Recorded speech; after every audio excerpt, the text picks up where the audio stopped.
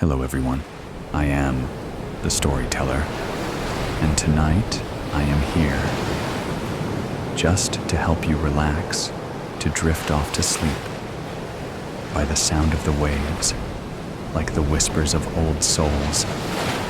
I know you have come to this video not just to hear the story, but also to find a deep, peaceful sleep. But before we begin, please gently like the video and subscribe to the channel so I can continue to tell you strange stories under the dim moonlight. Where are you from? And what time is it where you live? Just relax. Let your body relax. Put all your worries down by your pillow. Let me take you into a world of mysteries where the wind and the waves mingle, and unsolved mysteries are waiting to be told. Are you ready? A noble death. The end has got to be close now. My end. The end of a life. I still had hope not that long ago, but beaten down, tortured, abused, and humiliated. Not anymore. I lie here in the dark and can only wonder what I have done to deserve this cruelty, and wonder what comes next. This makeshift graveyard is so cold. By the few dim lights, I can see the hundreds, maybe thousands of others, just like me. More are brought and dumped here every day. We cling to life with whatever little bits of energy we have left. 3, maybe 4 weeks ago, I've lost track of the days. My life was relatively normal. Yes, it was culling season. That dreaded time that comes every year when the days grow ever shorter and cold weather sets in. So I was somewhat worried, I confess. But I had survived so many seasons now that I was one of the biggest left, maybe even too big to be chosen. The people who came, the choosers, almost always favored the fairest ones, those of a certain age, about 12 to 15. I was 19. And far from fair. In fact, I was deformed. An accident when I was 7 had left an ugly scar, a bald and mangled patch too prominent to hide. Over the years, others had made fun of me with horrible names and mocking chants. It didn't help that back then I was also one of the smallest of those my age. The few elders left in our homestead tried to assure me that my size was normal, telling me that my kind simply grew slower and would catch up in time, that even my scars would fade, so much so that eventually no one would even notice. I never completely believed them, even though I wanted to. Elders like to fib, to try to make the young feel better, or alternately to scare them into behaving with their wild stories about the great harvester or the horrors of the burning winds. I guess I'm about to find out if any of those childhood tales are true.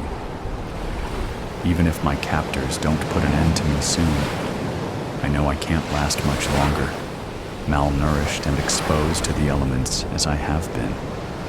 Will the great harvester actually come for me to judge my life? I survived a glimpse of the burning winds, if only barely. Will I see them again at the end, in their full wrath? I try to suppress such horrible thoughts, but can't for long.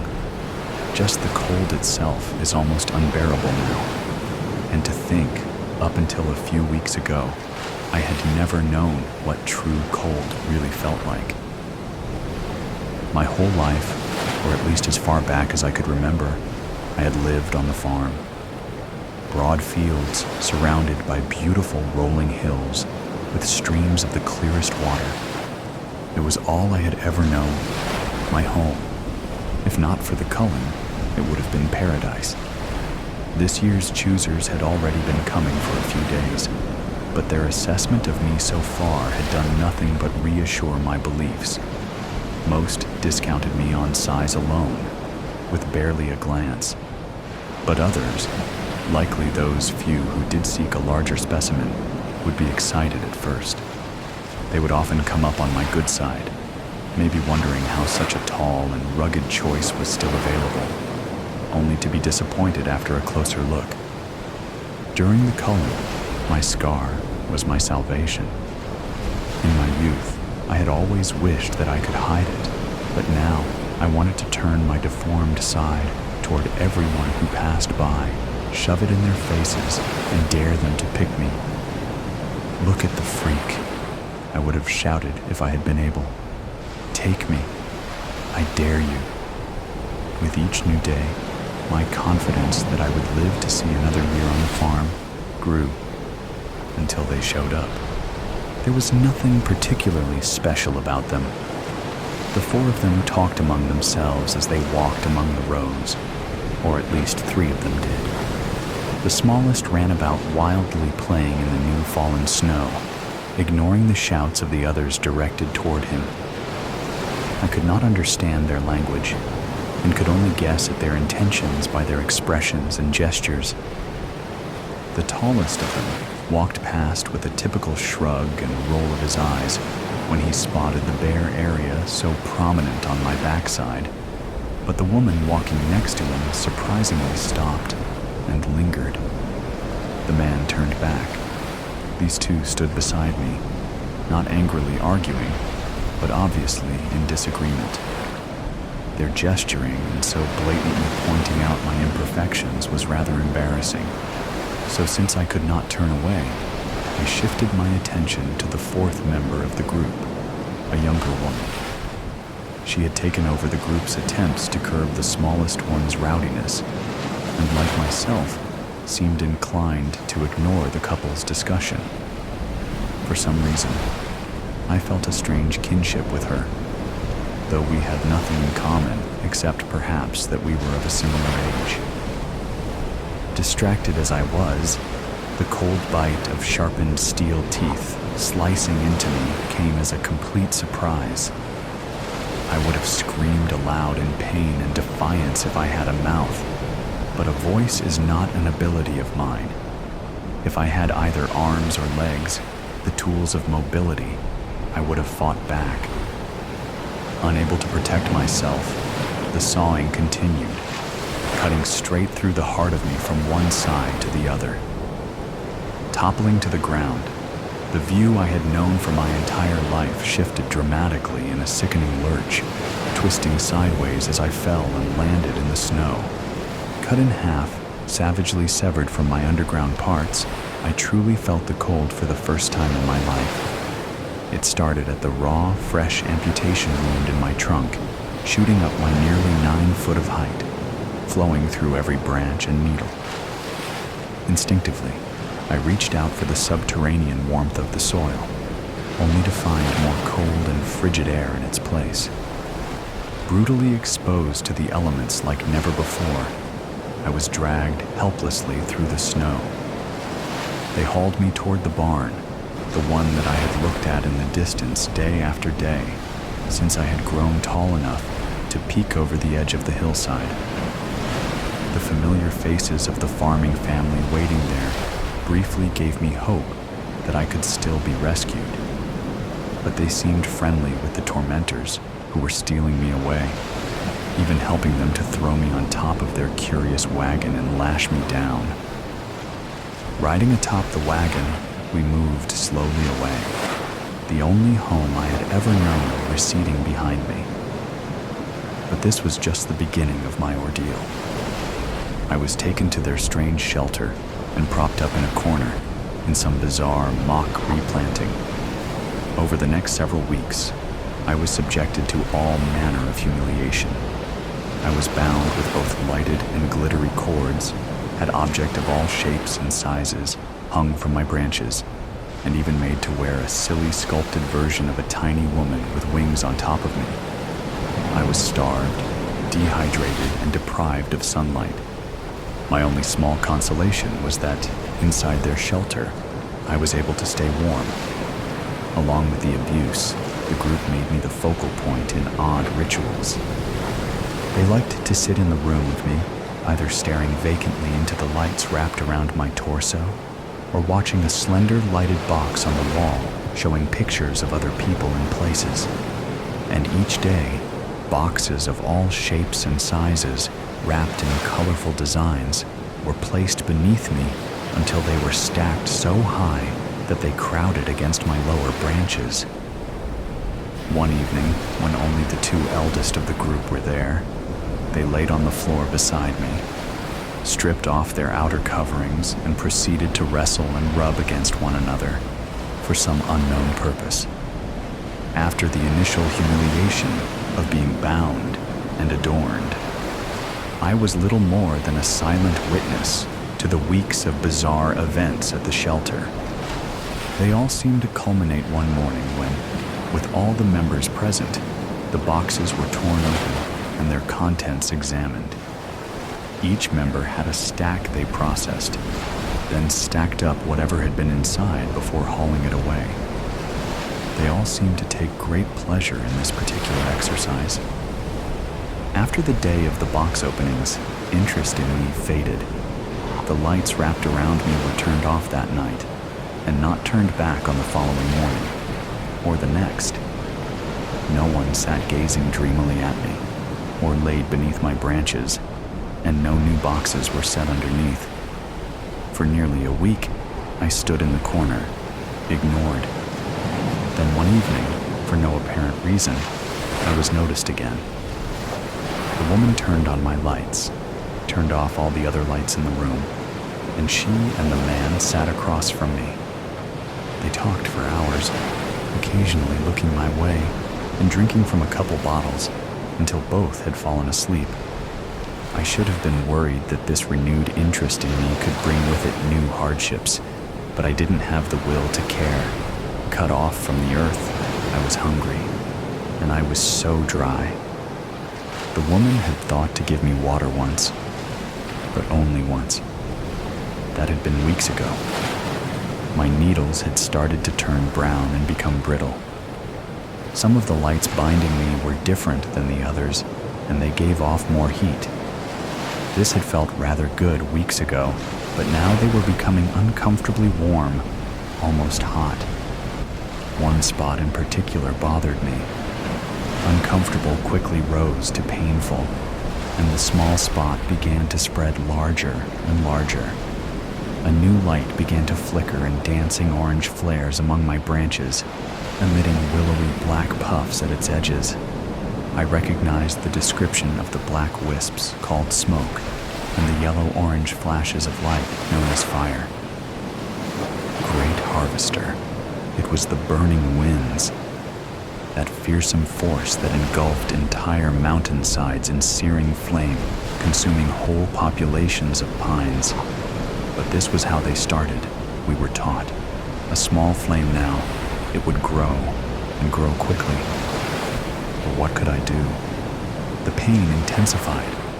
Nothing in life had prepared me for this. The injury from my youth, no comparison to the agony I felt now. The man and woman slept on.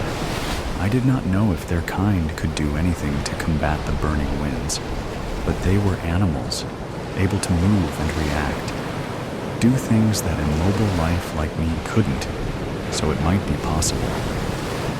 But how to wake them? Never had I wished so much to have a true voice. Desperately, I yearned to scream into the night, to sound the alarm. As my branches burned and the destruction spread, the heat became excruciating. The walls and ceiling of the shelter started to blacken around me. I tried in vain to scream, to cry out at both the pain and injustice of it all. Flames lashed at the winged figure that sat atop my highest point. As she melted and fell, from somewhere near the very top of me, a wailing siren shriek suddenly burst forth, piercing the night and demanding attention. The man and woman both awoke quickly with the blaring noise, jumping up to action or escape. I didn't know which. The undulating noise persisted. The man and woman had been asleep. There were no signs of the other two, and I could find no other source for it. Could it be? Was it possible that this noise was coming from me? The man returned carrying a red can, stood back, and sprayed a dense cloud at the flames. The cloud was cold and smelled odd. To my amazement, it quenched most of the burning winds. The woman soon reappeared with a bucket of water, ran right up to me, coughing and sputtering, but splashing or pouring water on any bits of fire that remained or tried to rekindle. If this alarming wail was indeed coming from me, I couldn't stop. I didn't know how it had started, and now I couldn't stop it. The excitement was dying out with the burning winds, but the wailing remained. Wounded, coated in residue from the cloud, I was so exhausted that at first I didn't see the young woman coming at me, brandishing a long stick. She swung it back and forth, beating at my top branch, but missing and striking the ceiling of their shelter. Whether her actions sufficiently scared me, or I simply ran out of energy, after a few moments of her flailing, the screaming finally stopped. In the dark and quiet that followed, they huddled together, staring at me. Their actions had successfully beaten back the burning winds, but without the warning alarm, would they have come too late? Had I played a part in the response? If so, would they recognize my contribution and maybe take pity on me? They left slowly. I spent the night wondering. It was a somber group the next day who stripped me bare. Most everything that had hung from my branches was tossed carelessly into a single tall drum. Very few items were packed back in their original smaller containers. I was in a truly sorry state. Nearly half my branches were gone, burned away from my side. I was blackened and charred, the little moisture that had remained in me driven out by the heat. Once the remains of the bindings had been removed, the man wrapped a large piece of cloth about me, pulled me down, and roughly shoved me back out into the cold. Outside, he dragged me a good distance away from the shelter, as if to banish me from sight. I could only guess that since the burning winds had started with me, they were blaming me for the damage. I wanted to tell him the truth, but didn't try to speak again. Even if I had been able to speak, I knew that he wouldn't be able to understand, just as I heard them speak many times, but had no idea what they were saying.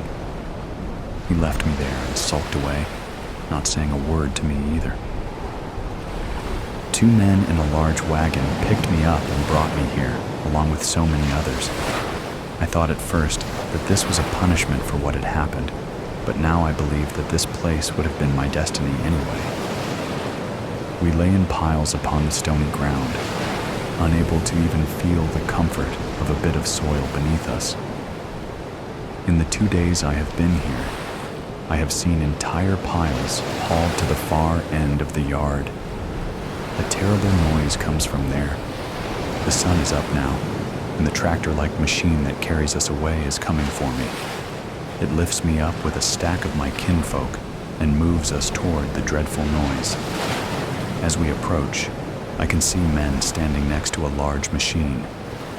I watch in horror as a man lifts a noble fur such as me, but still green and full and perfectly shaped. No matter, he feeds the poor tree into the machine, its grinding noises dropping just a fraction as if it might choke. But no, from its other end, it spits chips out into an ever-growing pile, our final resting place, though it hardly qualifies as restful. I am dumped next to the men, and before I even have time to panic, I am grabbed and carried forward. I can see into the machine now, see the spinning and glistening teeth that will be my demise. I look away in terror, but then we stop. When I dare look again, I see another man standing next to the machine, shaking his head and pointing back over his head. The men holding me start walking in the direction the other has pointed. I don't know what is happening, as I am hauled past all the other fallen trees awaiting their fate, carried to the very edge of the yard. I am cast down a hillside into a ravine. I land and slide clumsily the last few feet to the bottom, where a small creek flows through weeds and fallen leaves. There is very little snow here, but what there is on the sloped hill is pure and white. I can still hear the machinery grinding away above me, but the sound is muffled and faint, almost in another world. Because I have been transported out of the hell that was my life since being stolen from the farm, back to a world that I can understand. I am shocked, injured, as close to death as is possible, half burned away with no hope of recovering. But I have been released. Has all this suffering brought me to this place? Am I to be allowed to die a dignified, honorable death? Have I earned the right to lie upon the earth like one of the great sentinels of the forest, those that grow hundreds of feet and live hundreds of years before they finally fall to the forest floor and slowly pass back into it, until finally just a brittle husk remains, a home for some small creatures, or sustenance for future generations? If such a restful end is to be mine, then I can be at peace with that. A noble end, the Menagerie. Don Benway and his father were regulars at the hospital's oncology department, and on familiar terms with Jerry, the head porter. "Morning, handsome," Jerry would say as he approached. "How are we today?" "A darn sight better than you," Walter would say, muttering behind his bandages. Walter had undergone regular surgery for over 3 years, and during that time, they'd snipped, sliced, and cut away so many facial lesions, he was almost unrecognizable. "Your usual seat, sir?" Jerry would ask, smiling as he pushed Walter's wheelchair. Do I have a choice in the matter?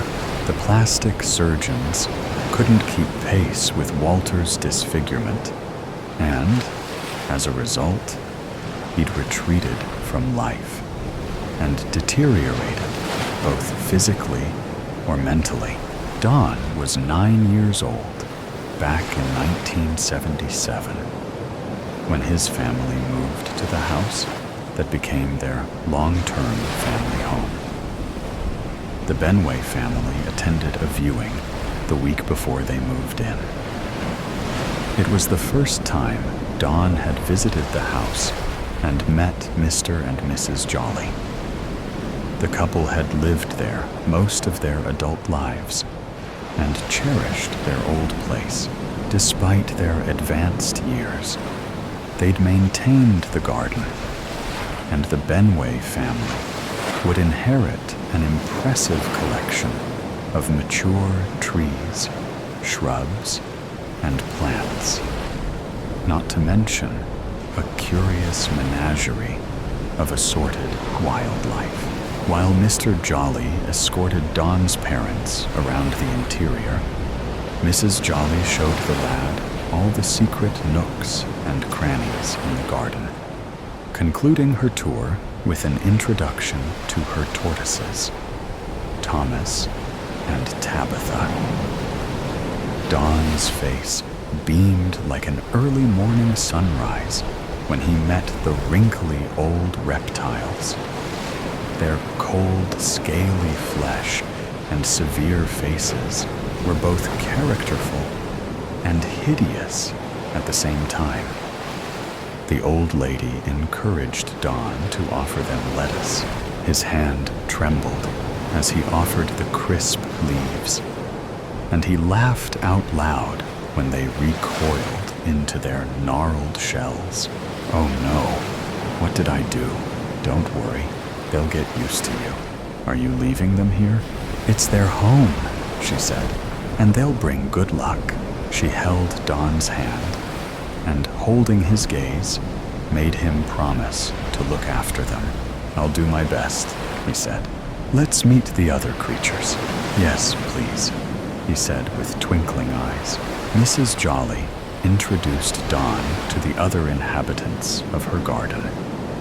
explaining how to care for the small aviary of chirruping canaries and the modest, ornamental pond containing a dozen lethargic goldfish. At the exchange of contracts, the conveyancing solicitor notified Don's parents about the deal breaker.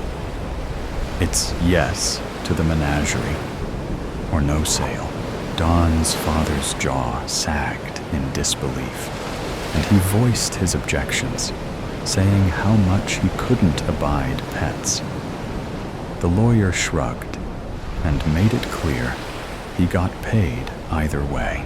However, Don's mother, Anita, had fallen in love with the house and fought her corner. Mr. Benway backed down for once and agreed to sign, providing he had no responsibility for the damn beasts. So said, so done. The completion date went ahead as planned, despite Walter's issue with the caveat, and he refused to acknowledge the animals. I can't see the point of those ugly old creatures, he said, shaking his head. They're supposed to bring good luck, Don said, if we look after them. But they look half dead to me, said Walter, and they're so slow. You'll be old and creaking one day, said his wife. Nobody would miss them if they were dumped in a hole and covered in soil. Don's mother rolled her eyeballs and sighed. She knew how to pick her battles and when to walk away from a pointless conversation. The solicitor completed the legal arrangements, and Don assumed charge of his new animal companions. Prior to marriage, Anita Benway had enjoyed the company of an excitable terrier called Dougal, who now lived with Don's maternal grandmother. Don't you miss Dougal? Don asked his mother one day. Why, yes, she'd said. But I can't look after him here, dear. Why not? Your father's not keen, she'd said, sighing. Besides, Dougal's splendid company for Granny. Under the circumstances, Don was fortunate his father granted him any time to care for the motley collection in their new garden. The new-found responsibility was a life-enhancing experience Don would remember forever. However short-lived, it was the goldfish that vanished first. Mr. Benway blamed the local heron for their disappearance. Don accepted his father's explanation without question, and it wasn't until years later that he queried events. It was possible the beady-eyed predator had spotted the listless fish basking in the warm summer water. But had it swooped down and skewered them?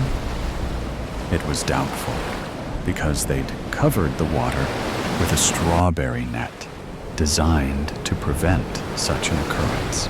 There was little chance of the bird reaching beneath the mesh, unless somebody had removed it. Walter's skin complaint started with 1 or 2 minor blemishes he couldn't stop scratching.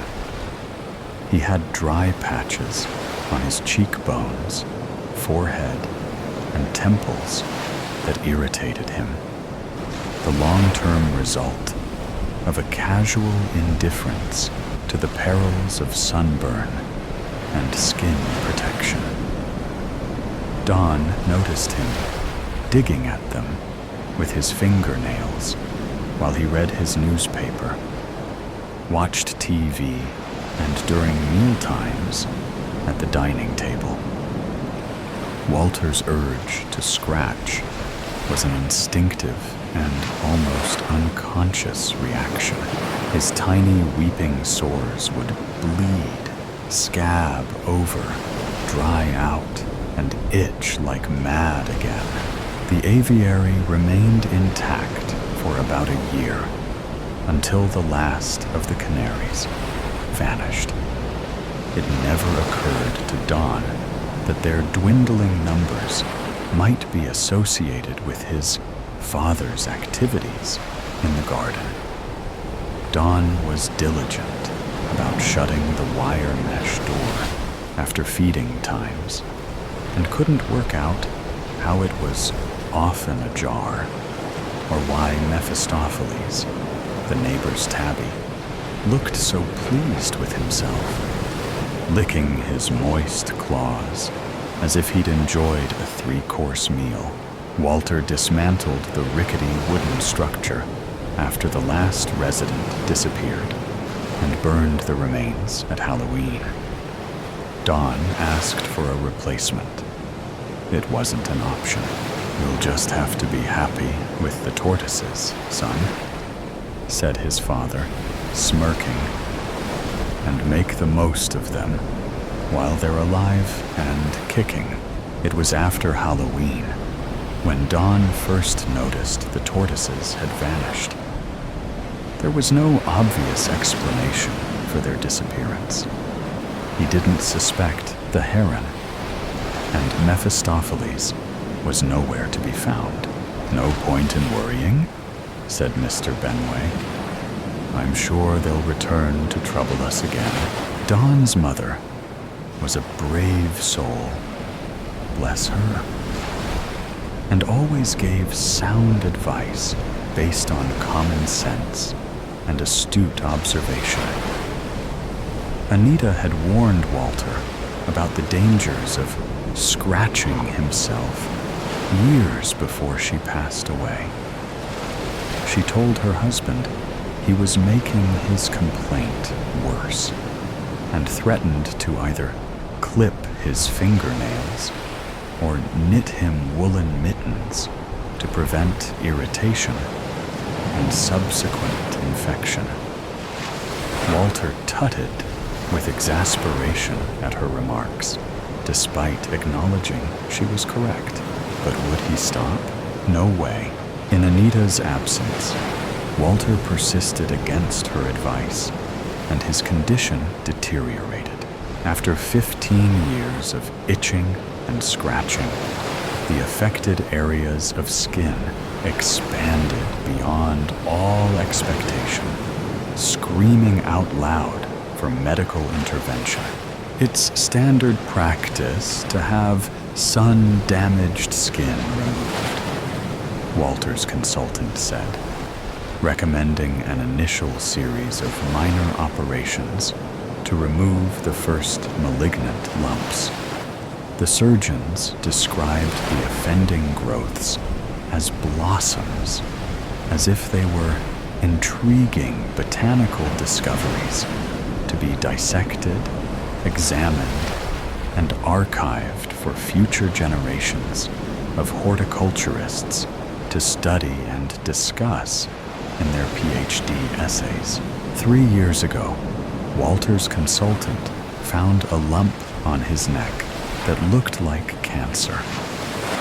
He took a sample, and the lab results were indisputable.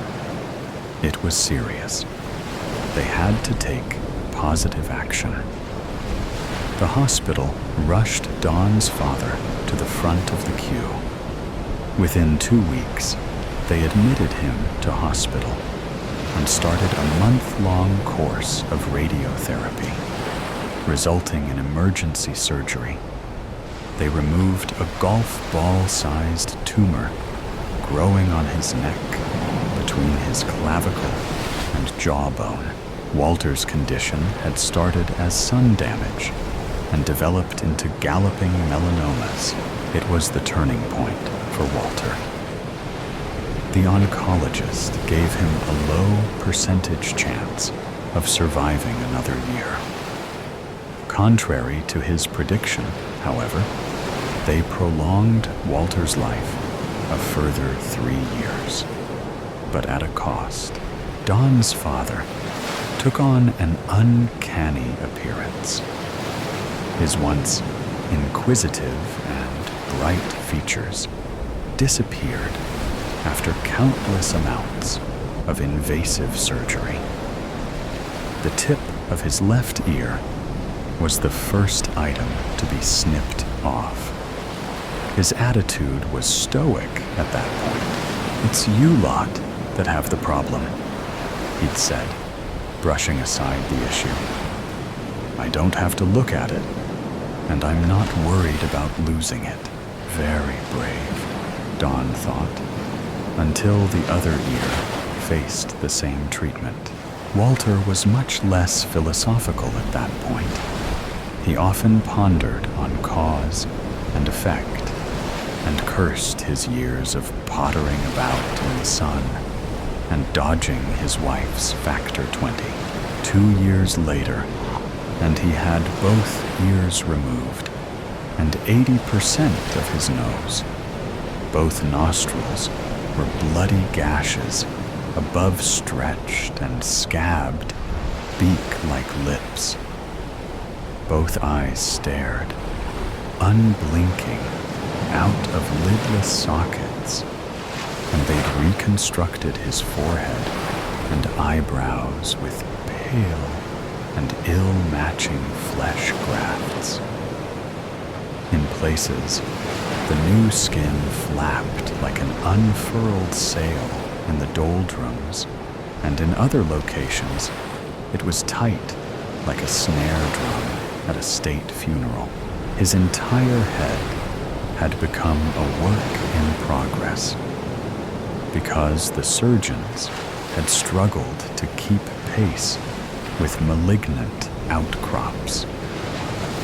They passed him around the department for every aspiring surgeon to add to the disfigured conglomeration, rebuilding his features as if he were an ancient building in need of a facelift, bashed back into shape, and finished with a few quick licks of skin-toned emulsion. It's easy to underestimate the psychological damage inflicted. Walter's habits changed to accommodate the process of assessment, consultation, and surgical procedure. He seldom ventured out during daylight, and then, with a great coat and a raised collar, his own shell-like protection, like a reptilian secret agent, disguising himself and hiding from the world, lest he draw aghast reactions or pitiful, tight-lipped expressions of sympathy.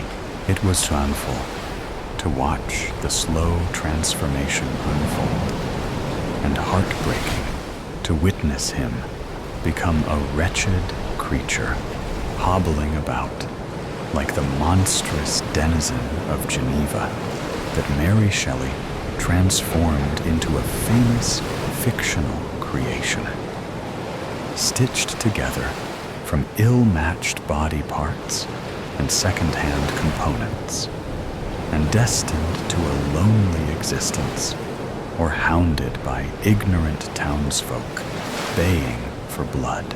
For the last year, every part of Walter's life revolved around the work required to fix him up and restore some degree of his former dignity.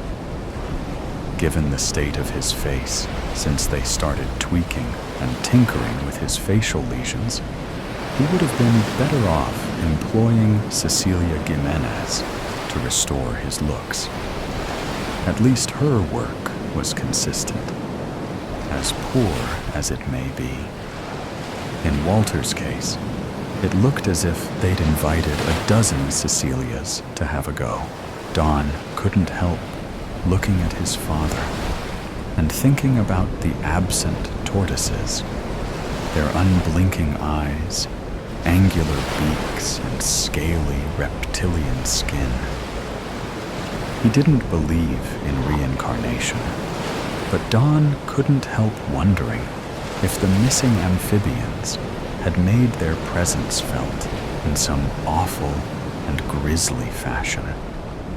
Creatures embroiled in karma's stealthy activities, visiting the family, perhaps in some other guise, to remind everyone that life in all its forms matters. It was after Mr. Benway's recent funeral that Dawn discovered the remains of Thomas and Tabitha. He was turning over the soil to the rear of the old family home when his spade hit something hard.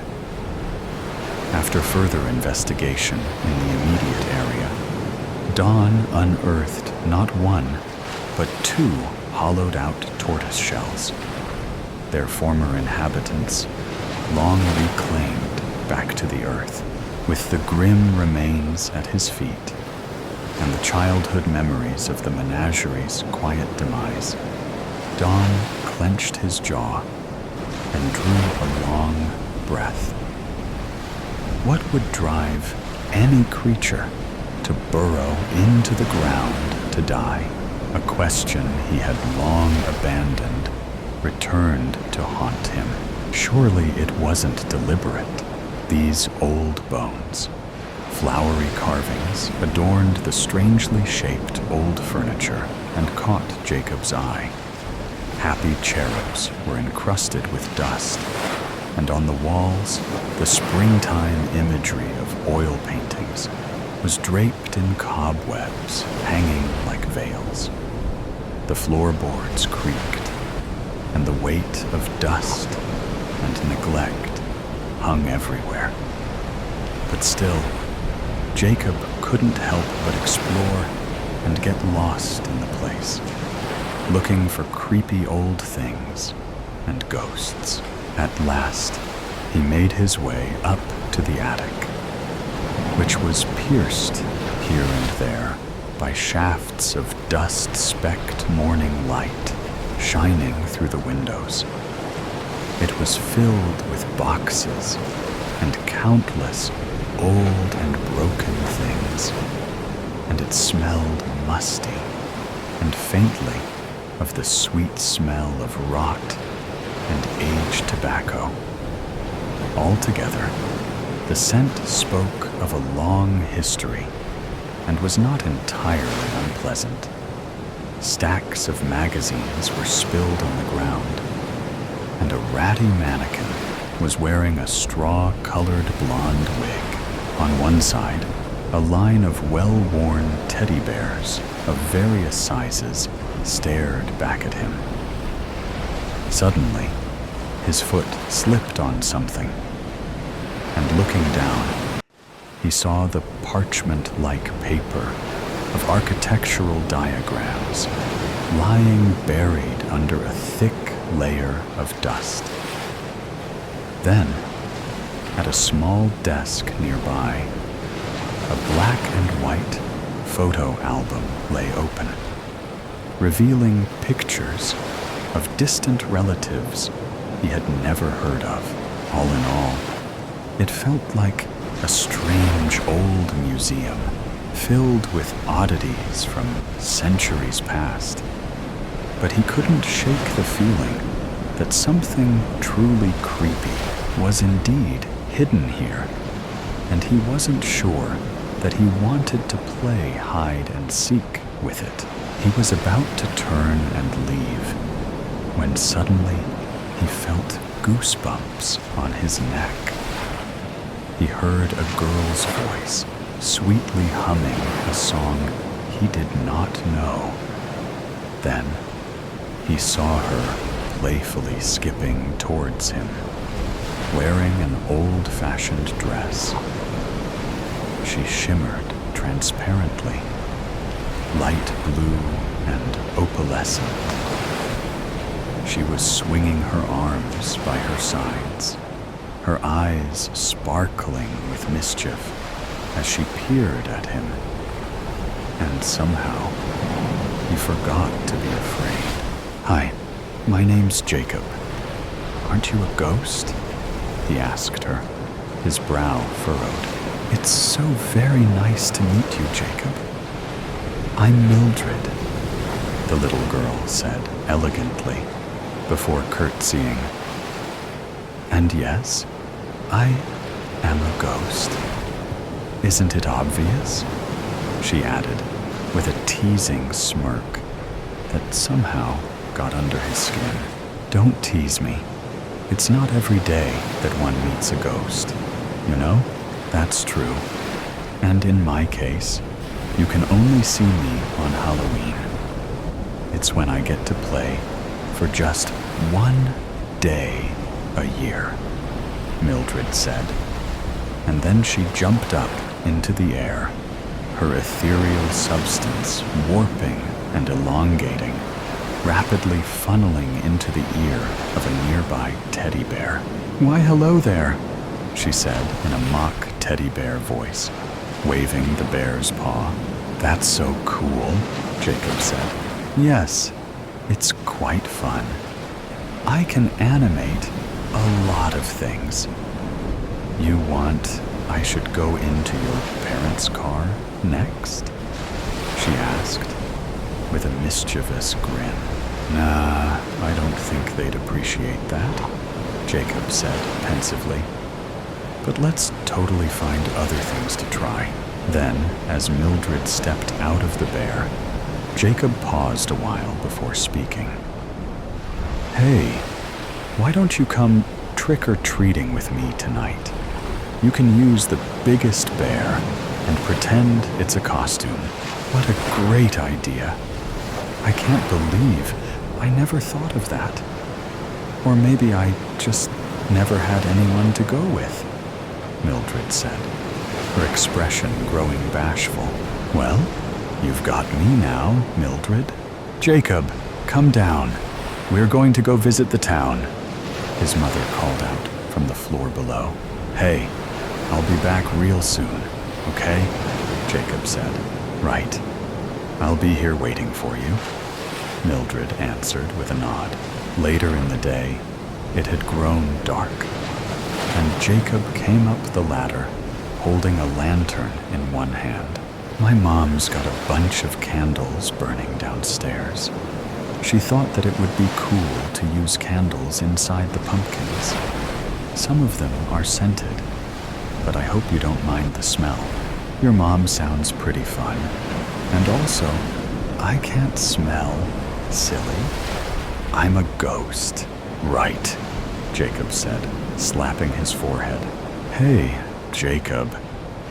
I have a secret to show you. How about I show you my favorite toy?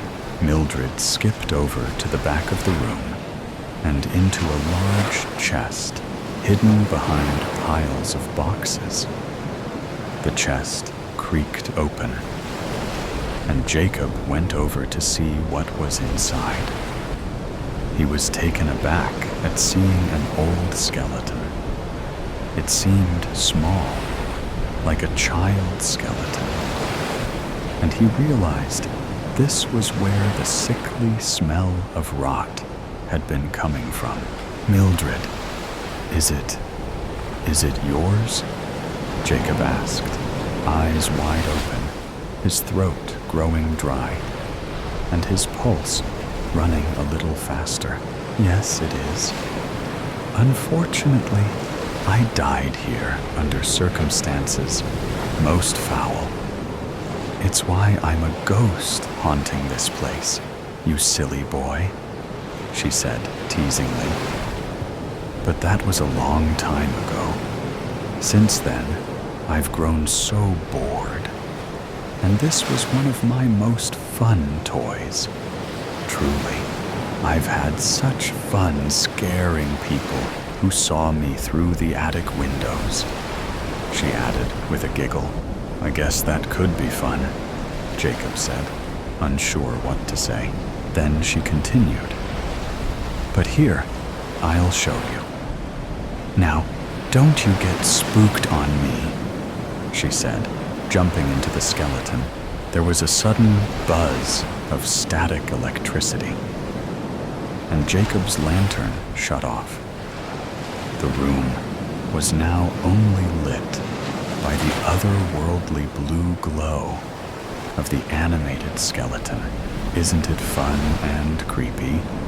He heard Mildred's voice say with a giggle, seeing the little girl's skeleton come out of the chest and walk towards him in the dark with a lurching gait. Jacob was seized with a sudden terror. Had she been friendly all along, just to lure him here and do goodness knew what to him? Jacob ran away, screaming and knocking things over. Immediately, the old bones clattered to the floor. I didn't mean to scare you so much. Please, please come back, he heard Mildred's voice say with a whimper as he hurried down the attic steps. Please, Jacob, he heard her beg again from further away, her voice no less desperate for being fainter. It was only with great effort that he finally screwed on his courage and came back up the ladder. His lantern was lit again when he carefully emerged into the attic. Finally, he saw Mildred waiting for him there, wiping ghostly tears from her cheeks, an apologetic look on her face. I was so worried you wouldn't come back, and I'm so sorry for scaring you. I guess I came up with some strange games all by myself. It's okay, and I'm so sorry you were lonely, Mildred. But now you've got me to talk to. Oh, won't you please come by and talk to me again later? I can still speak to you on other days, even though you won't be able to see me. I promise I'll come by as often as I can, Jacob said solemnly, and Mildred gave him a sweet smile. Oh, I'm so happy to hear that, Jacob, she said softly. Wanna go trick-or-treating? Get into the bear, and I'll meet you outside in half an hour. Deal, Mildred answered with a grin. Swing a sparrow on a string. Angela opened her eyes to a new day, not knowing if it were morning. There were no windows in her room, and it could have been the middle of the afternoon, or even midnight. She heard no sounds except her own breathing, and when she awoke, she inhaled and exhaled heavily, as if she had just completed a marathon race instead of having slept for hours. Perhaps she had slept for days. She had stopped wondering about time months ago. Now she simply slept for as long as she was able, then stayed awake for as long as was necessary. She knew she would have to eat, that they would soon be coming with food, and had she felt stronger, she might have spat it back at them, as she had done when they first brought her here. But she had swallowed that rage a long time ago. Now, Angela ate whatever morsels they gave her, and recently she had to restrain herself from thanking them. She feared the day might come when she would feel grateful that they had allowed her to live, when she might find herself smiling at them as if she understood and accepted the perfect correctness of her captivity. She looked at herself in the small, cracked mirror above the sink. Although her hair was stringy and unwashed, she remembered how golden it had shimmered in the sun. Her face was still quite pretty, and once she had heard one guard tell another he had never seen eyes quite that blue. The other whispered what a pity it was if only she had a piece of paper, a pen, even a crayon. Maybe this time she would show them that she could create something useful and lasting that mattered to them, something that in turn would make her matter. When Angela had first arrived, they had eagerly granted the request of the 18-year-old girl and waited to see what gifts her imagination might offer them. She had succeeded only in producing a few formless scrawls that they said were not art, and some rhymeless gibberish that they told her was not poetry. They took away the paper, the pens, and the paintbrushes. Not long ago, the tall blonde guard, who wore the keys around his neck, had asked her if she might like to sing. Any tune would do, he told her. Please, oh please, let me try, Angela had begged. The next day, he brought to her room a small cassette recorder with a blank tape. Perhaps we will find the songbird in you, where we were unable to find the artist. Sing, and we promise to listen, he assured her. For days, Angela sang alone in her room, remembering what her mother had sung to her many years ago. Hush, little baby, don't say a word. Mama's gonna buy you a mockingbird. A week later, she handed the cassette to the man with the keys and simply said, please. He stuffed the tape into his pocket and left without a word. The next day, the guard sat alongside her bed and informed her that he and the others had decided that she was no songbird. For a moment, his words had sounded like an apology. She knew she would never see the tall guard again. The wasted papers that Angela had filled with nonsense and the inarticulate squawks she had tried to pass off as music had convinced them that further efforts on their part would be foolish. From that day forward, the guards who silently delivered her food seemed unwilling to even look at her. Angela heard the key slip into the lock on the other side of the heavy door. She no longer pretended to be asleep when they came, because they did not care whether she were sleeping or awake. One of them always waited outside as the other entered. She heard the heavy jingle of keys and looked up. The keys were around the guard's neck. You, she said. But the word was only a statement of fact, not sparked with the warmth that accompanies the recognition of a familiar face. Once uttered, the word sounded idiotic. Yes, he answered, closing the door behind him. He did not look at her as he set the tray of food on the stand alongside her bed.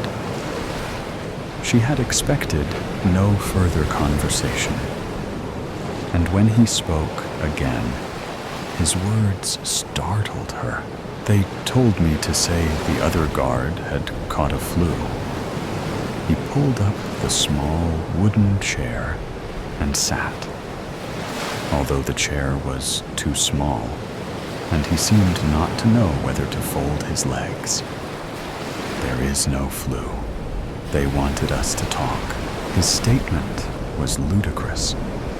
She had not had a conversation with him in months.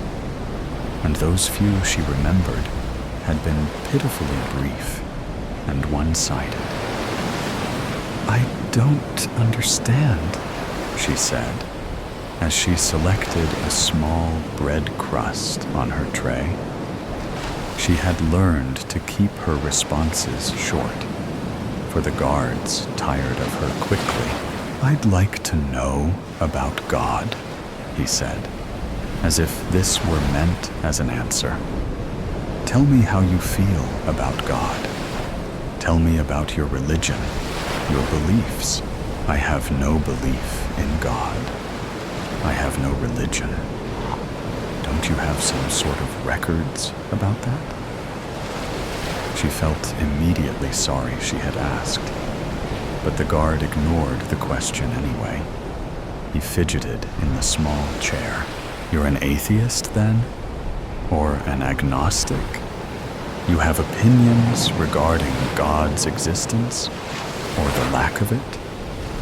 He sounded almost hopeful. "I'm an apathist. I don't much think about it," she answered as she nibbled at the crust. She picked up a slab of egg yolk with her left hand, ignoring the silverware, leaned her head back, and dropped the yolk into her mouth. Her response oddly pleased him, although he did not smile. "An apathist? That was a joke you just said. Admittedly, not a very good one, but it was a joke. Then you have a sense of humor. Tell me another joke." Angela looked hard at the man, not certain about how earnest her guard's question was. "A joke? You mean, like, why did the chicken cross the road?" The absurdity of her question seemed to increase the guard's excitement. "Yes. Yes. Tell me, why did the chicken cross the road?" There was anticipation in his voice, as if he sincerely were interested in the chicken's intentions. And when he leaned toward Angela for her response, his face revealed the hint of a smile. "Perhaps the chicken was an apathist," she said. The guard's smile disappeared as quickly as if it were erased. "That isn't funny. I'm sorry. But that isn't funny at all." His tone became flat, expressionless. He sounded like a man keeping some kind of score. No points for humor. "Sorry. Next category.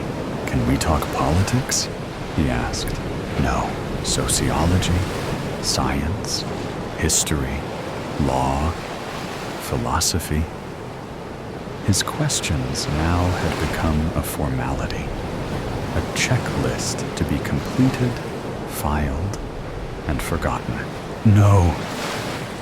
No. No. No." Although Angela could not remember ever having had a discussion this long during her stay here, she wanted this conversation to end. "Perhaps I could tell you why the philosopher crossed the road?" "No, I guess you're right. That wasn't very funny either. I suppose you'll be leaving now." Her question had anticipated his next words.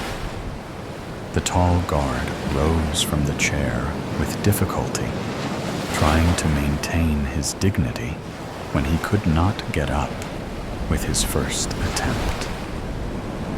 "I have one more question for you, Angela," he said. He had never called her by her name before, and his doing so struck her as odd. He walked to the foot of her bed and turned toward her. "Do you know why you are here?" He asked this without malice or emotion, with only the desire to know her answer. as he had wanted to know about songbirds and chickens. I'm here because you see me as a useless bird. Having said the words, she knew they had always been on her tongue, waiting to be spoken. I beg your pardon. You know, the sparrow who can no longer fly becomes useless to the other sparrows, a burden to them. I've broken my wing, isn't that right? And the flock has no further need of me. I'm impressed, the guard answered. That is quite a creative analogy from one who knows so little of creativity. He sat on the edge of the bed and moved close to Angela, as if to reveal a secret. Instead, he reached under the blanket and grabbed hold of her right hand, yanking it out from where she had kept it hidden. He held her arm straight up, and the pain caused her to wince. But this isn't exactly a broken wing, is it, Angela? It's a wilted arm, a useless limb. It is not pleasant to look at. It serves no function, and it belongs to you. It is you. The words came in furious bursts now, like machine gun pellets, and he shook her withered limb as he spoke. You see yourself as a wounded sparrow, do you? What happens if we take that sparrow and tie her leg to a string and swing her around in circles in a desperate attempt to make her fly? She struggles against hope to use her wings, her useless wings. And meanwhile, we swing her around and around and around, wasting our energy, wasting our time. And in the end, when we stop swinging her, she comes crashing down to earth anyway. Our time has been wasted. Her hopes have been destroyed. What is the point? Why even bother? He let go of her arm, allowing it to drop. For a moment, Angela stared at the shrunken arm as if it were a foreign thing that did not belong in the bed with her. She spoke without removing her eyes from it. A sparrow who can no longer fly can sing. And if she can't sing, she can still feel, can still love? The guard interrupted. That's exactly right, Angela. We asked this sparrow to sing, and she could not. But we realized she may be capable of love. The kind of love that could only result in frustration for her. Because the real question is she capable of being loved? Do the words she writes encourage love? Does her beauty or intellect in any way inspire it? It is unlikely that anyone would even try to love her because of that hideous limb. Not that all physical impediments are repulsive. Perhaps if she were only blind. Stop. Please, stop. Angela pleaded. Her brief taste of defiance had made her want to gag. You want to cover your ears, don't you? You want to block out the words, make me go away. Maybe you would even like to strike me, he continued. But you can't do it, can you? That limb just lies there like a dead weight. Do you see my point? I have my other arm, whose only function is to hide its companion. No, Angela, I'm sorry, but the time has come for us to stop swinging the Sparrow's string. His anger slowly dissolved, and he fell silent for a moment. He attempted to hold her wilted hand in his, but she pulled it away. Instead, he took her other hand. But first, I have something I want to show you. Something you need to see. He sat on the bed and placed her fingers on his left leg below the knee. Rub your hand along my leg, Angela. Does the calf feel peculiar to you? Congenital defect, they called it. Like they called yours. The leg is gone, at least from the knee down. Amazing what they can do with prosthetics today. But you see, I have my particular talents. I happen to be quite good at drawing people out, at enabling them to find a way to compensate for their physical shortcomings. And I can be quite decisive when called upon to make the kind of decisions that others would find distasteful. No one ever asked me to sing or to fly. But when they came for me, I simply told them what I could do. Angela struggled to pull her hand free as her anger rose inside her like hot bile. But you also decide who is to be exterminated. You decide who the state no longer regards as useful. What gives you the right? This gives me the right, he shouted, his breath hot on her face as he tapped her hand on the hard wood of his prosthetic leg. This has forced me to find my usefulness to others, just as your pathetic limb has forced you to admit that you have none. And I have no intention of relinquishing my usefulness by allowing you to continue your hollow existence. I refuse not to matter. The guard's renewed anger seemed to embarrass him, and he turned away from Angela.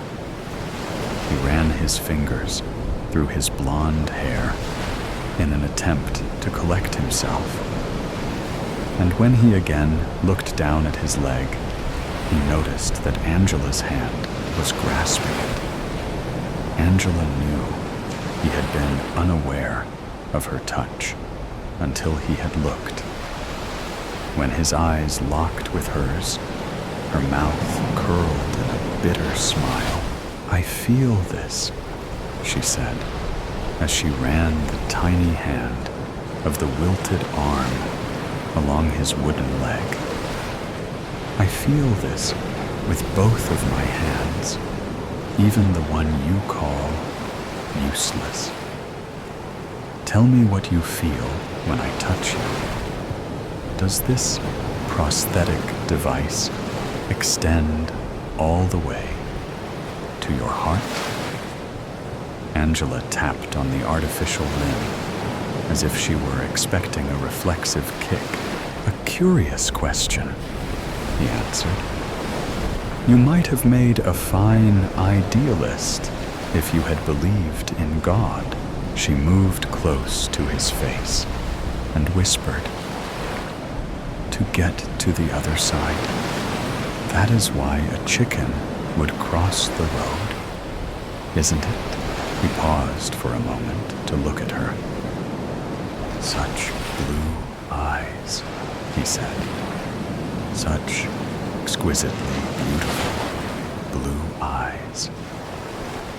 He called for the guards to take her, and within moments, 3 entered the room, and another 2 waited by the doorway. She presented no struggle and went quietly with them. She wondered as they walked if one of them would take her hand. Subconscious convictions. They say in the moment of tragedy, time slows down. During those precious seconds, the mind accelerates. Your surroundings are blur and disappear as your attention turns inward.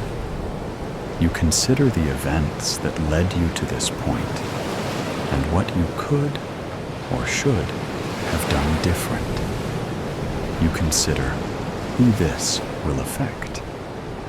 You're suddenly acutely aware of every regret you have. Things you wish you had done, or words you wish you had said to people you may never see again. What they don't tell you is that during this time of reflection, those thoughts don't matter. The steps that led you to this point have already been taken. You cannot change the past, and now must deal with whatever comes as a consequence of your own actions. But what if those thoughts did matter? I'm going to lose my job. That was the first thought that raced through my mind as I watched the man pull a gun from beneath his baggy jacket. The same man I had passed through security only minutes before. This was my first day on the job, and I was already going to lose it. The years I spent in college, scrounging for food and borrowing my friends' couches and car seats just to have a place to sleep. The loans I took from friends, family, and disreputable sources. None of that mattered anymore, as the fruit of my hard-earned labor was going to sour and rot on the very first day. The moment the glint of his pistol caught my attention, my hand was already reflexively reaching for my own holster. In the mere moment it took to draw my gun and form the words on my tongue for the man to drop his weapon, I was presented with a choice. Do I fire at the man whose own gun is pointed at the young woman behind the desk? Or do I wait and try to talk him down? If I hesitate, he could kill the woman before I fire. Or I could fire first, not giving him the chance to stand down. What if the gun was fake, and this was just an attempt at intimidation? Does this scenario meet the requirements for the rules of engagement? With my decision made, I shout for the man to put down the gun. Before the last word had fled from my mouth, an explosive sound that will, from that moment on, forever haunt my waking moments rings out. I made the wrong judgment. The man pulled the trigger. Time continues to crawl by as the young woman's body drops to the ground, red misting the air and painting the wall behind her as she crumples out of sight behind the desk. Seemingly to compensate for its slowed pace, time then speeds up. People scream and drop to the ground. A mother flings herself over her child. An elderly man clutches his chest and faints. I have little recollection of what follows. I'm sure police arrive and subdue the man, as I suddenly find myself sitting outside on the curb, uniformed officers question me. I'm not sure what answers I give them. All I can do is stare at their holstered guns. 3 seconds. That was all the time it took for the man to pull his weapon and end a life. Those 3 seconds play on repeat over and over. I lose my job due to my own negligence. If I had followed proper procedure, I would have found the man's gun as he came through security. Out a job, and with a permanent black mark on my record, my degree and certifications become nothing more than useless pieces of paper. My brand new car I financed is repossessed. I return to couch surfing and lending in order to get through each day. Loud sounds now terrify me. The bang of a car door closing has me reflexively reaching for a sidearm that isn't there, only for nausea to rise at the mere thought of a weapon. Red mist and a body crumbling to the ground. It only took 3 seconds for that man to pull his pistol and kill. I can no longer make decisions for myself. I fear that whatever choice I make will be the wrong one, somehow causing another life to end. Second-guessing every move I make completely overwhelms my day-to-day actions. I cannot help but spiral within my own tortured thoughts to the point where I am too terrified to even move. It only took 3 seconds. The instant the man pulled the gun from his jacket, instinct led me to grab my son, push him to the tile floor, and cover his small body with my own. The only thought racing through my mind was his protection. Having only recently lost his father, I couldn't fathom losing Evan as well. A spray of red. The body of a young woman falling to the floor. The thud of her body colliding with tile echoing in my head. What if that had been Evan? What if he were older and the one working behind the desk when someone decided that they would end his life? Who would have protected him if I wasn't here? The security guard by the door, frozen with his gun raised, solidifies my resolve that no one can protect Evan like I can. It takes 3 police officers to pry me from my son's protection.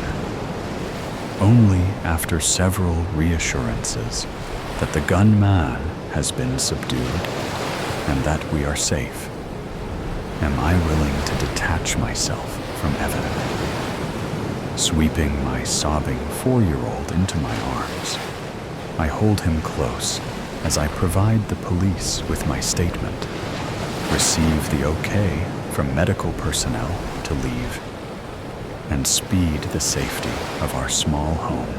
That could have been Evan standing behind the counter. No one can protect him like I can. With school shootings, a very chill possibility. I pull Evan out of school just in case. I find a new job and that will allow me to work from home while homeschooling at the same time. Groceries are delivered to the house. Contact-free, of course. The only times I find myself not being able to avoid leaving the safety of our home are for regular visits to the doctor's office. I put these off for as long as I can without risking Evan's health. Every individual we pass is a threat. as who knows what weapons they carry, hidden beneath their clothing. Who knows what intentions they may have, or when they might decide to take their frustrations out on my innocent child. A local news broadcast covers the story of an injured criminal waking during surgery and attacking the caretakers and 2 bystanders. What if Evan and I had been there for an appointment? Even the hospitals weren't safe anymore. I called and canceled Evan's upcoming checkup. The doctor's office called at least once a day for a week straight to reschedule Evan's appointment. I let every call ring to voicemail. I know what is best for Evan. No one can protect him like I can. The phone calls eventually stop.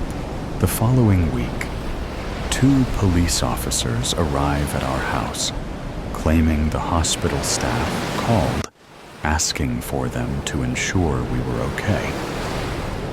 I reiterate through the closed door that all is well, but I refuse to open my home to them. I can see from the window the weapons they carry.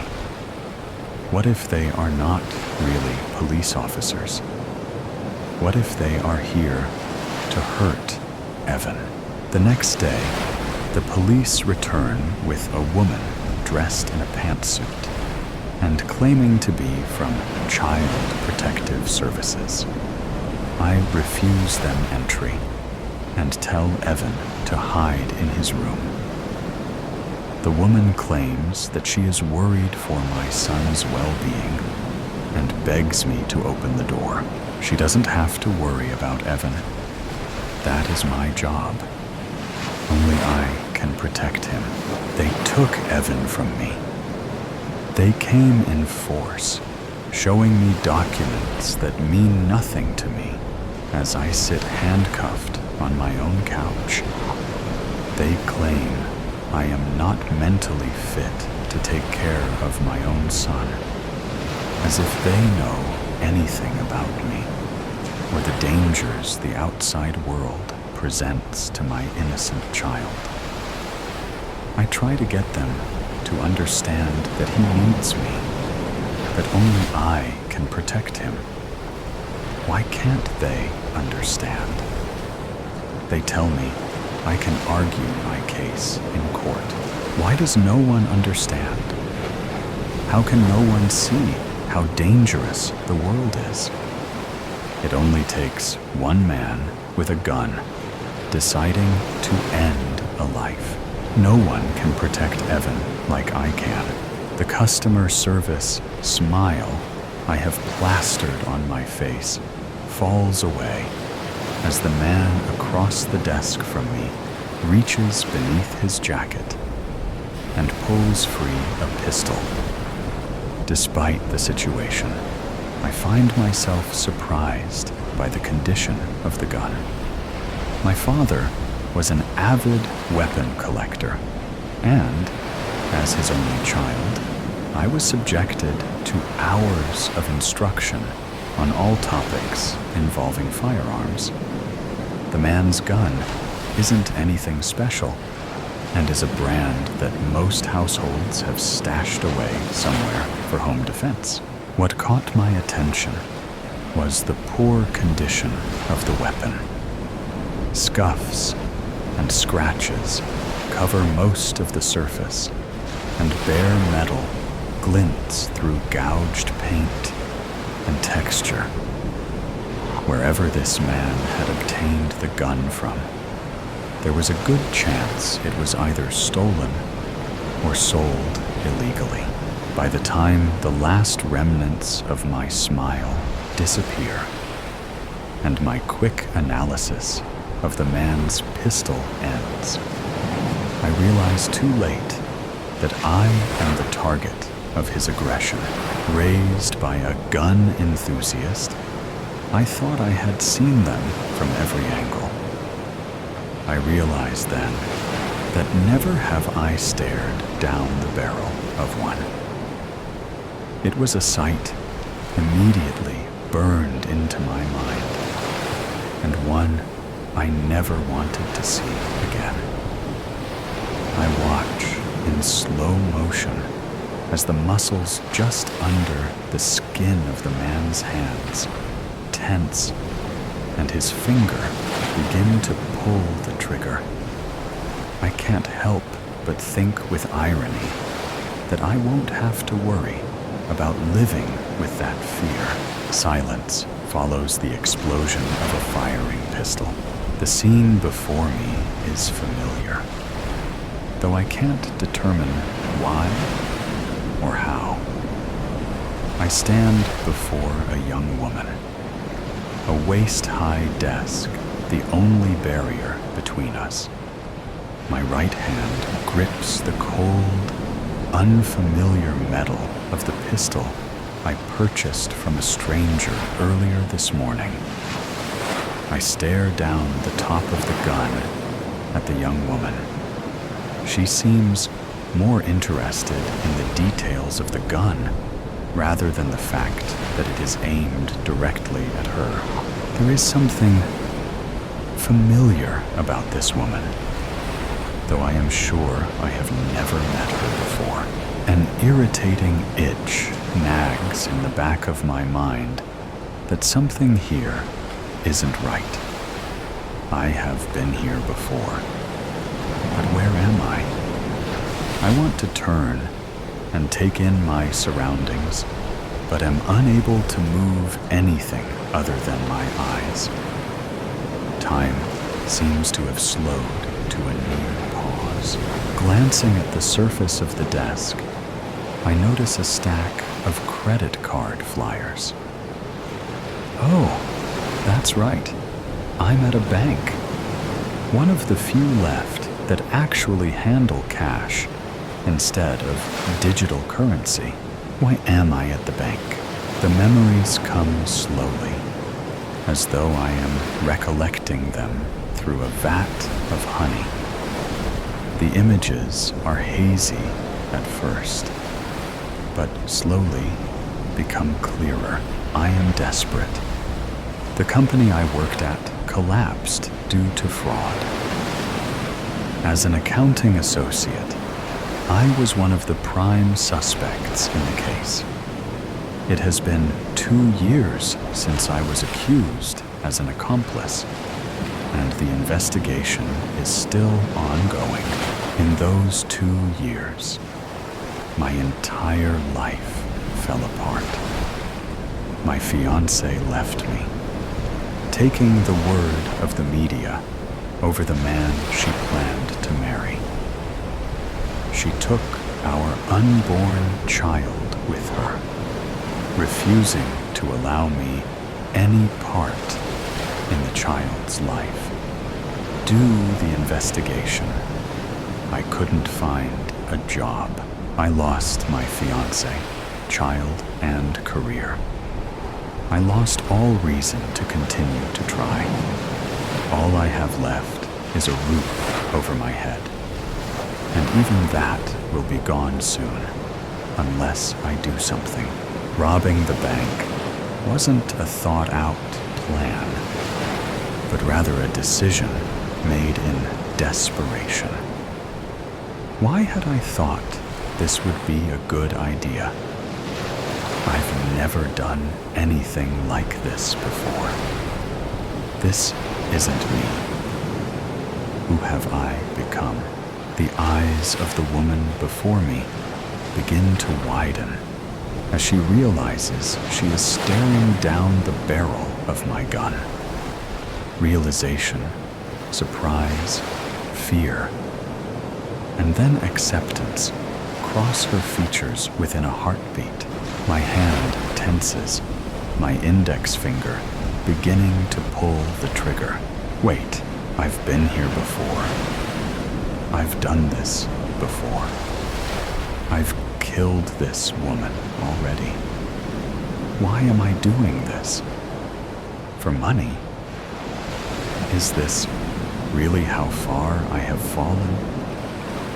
Would I really consider killing a woman for whatever change she might have in the drawer? Wait. No. I have already considered this. In fact, I have already done it. I am staring down the sights of my gun into the eyes of a dead woman. That is why she is familiar to me. I know I've killed her, but I don't remember what happened afterwards. Was I arrested? Was I shot? Glancing to my right, I notice a woman in the process of throwing herself over a young boy. Her son, Evan. Evan? Why do I know the boy's name? That isn't all I know.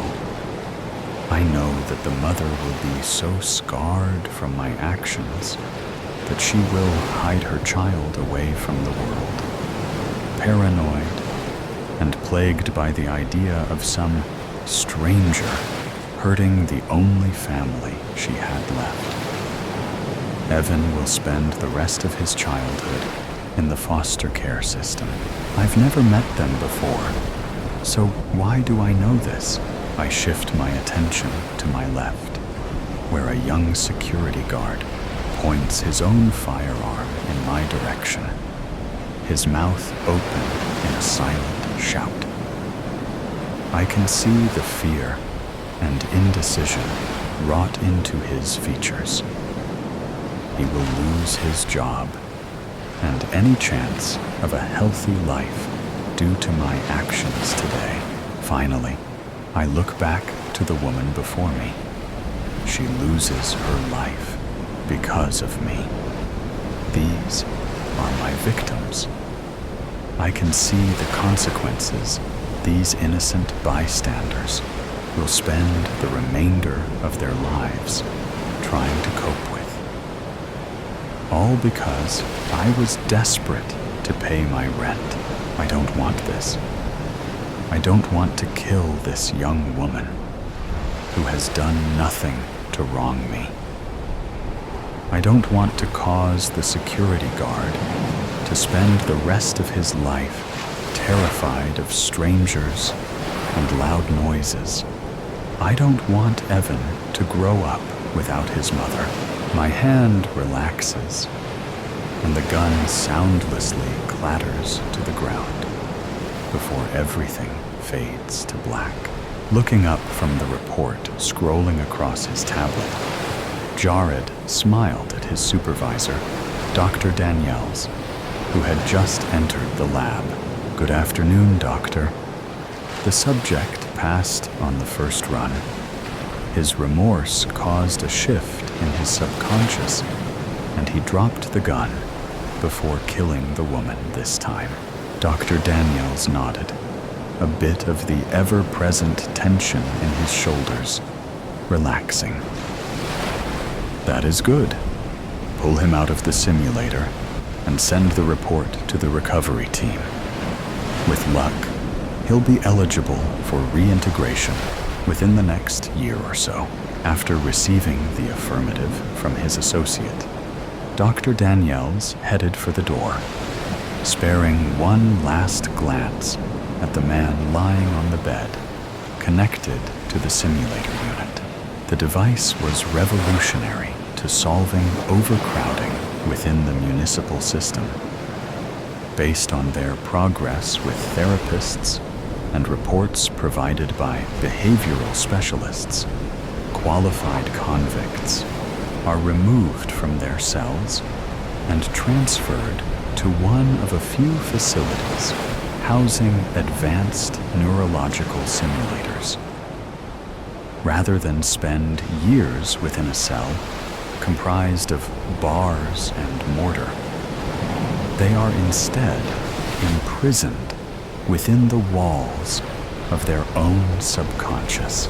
They are then subjected to relive the events of the crime they committed, as well as experience firsthand the impact their misconduct left on their victims. The results were astounding, proving that remorse and guilt, if stressed on a deeply subconscious level, could change the morality of an individual. Rather than spend the remainder of their lives behind bars, these ex-convicts would receive a second chance.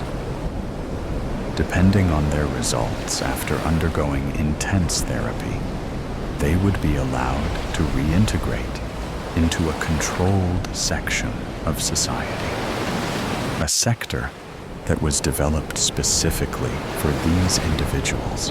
They would not be allowed to return to the public, as retribution is still demanded for their actions. They would, however, be provided the opportunity to work in their chosen profession, earn a wage, and make something better of themselves while serving out the remainder of their sentence. Tearing his gaze from the man lying in the hospital bed, Dr. Daniels stepped out of the room and headed for the next lab. Resurgence. To suggestion of domestic violence, general violence, and child abuse may cause offense. In the darkness of oblivion, now and as forever, swaths and waves of misery wash over me, disembodied, immutable and adrift. I should be at peace after all of this time on my own. But the sounds of suffering and pain continue to assault me, as they have done since I was delivered from one prison to another, tethered by the constraints of many others, breathless, urgent cries like the bleating of sheep being slaughtered, high-pitched, keening wails like those of the wind as it peels itself apart, traversing caverns, tortured, lingering mewls like that of rolling thunder, spidering across the land as it creeps closer, wolf-like howls, ass-like brays, childlike screams, incessant, never-ending, compounding, tormented peals of agony that consume all opposing sounds of laughter and happiness, exaltation and joy, sounds more pleasing to my phantom ears that I have lost the ability to focus on as I endure relentless grief, alone in the dark, forever, and I cannot take it anymore. Floating in this murky abyss, weightless, shapeless, my essence comprised of thought and thought alone, a suffocating river of suppressive shadows drags me on, carrying me through the bottomless mire like a tumbling avalanche of tar as I drop my defenses and commit to the cries of the dying, cries that break like waves crashing down on me from every direction, threatening to drag me under and smother me in swells of black bile, like the desperate wails of a girl bawling in terror as an angered, drunken male calls her a waste,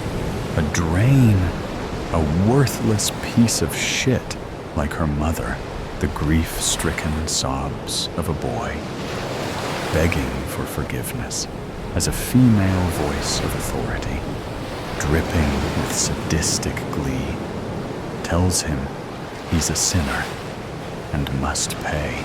The heart-rending shrieks of a woman, each one accompanied by a bellow of rage and a slap, thud, crack, whump, bang, the weakened pleas of a male, begging for release from the suffering he has been kept in for, as his feeble voice suggests. Many more days than he should have endured. The shrieks, the gasps, the whimpers, the whines, the moans, and the shouts. In various tones and languages, from all manner of people, male and female, young and old, near and far, all victims, all suffering, all being hurt to sate others' dark desires and insecurities, just as I was. And I cannot stand it anymore. Something, one of those screams, one of those anguished choruses of pain, acts as a trigger, a catalyst, the very last heartbreak I can bear. And for the first time in aeons, I move, or at least I think of moving, for I do not have a form I can manipulate.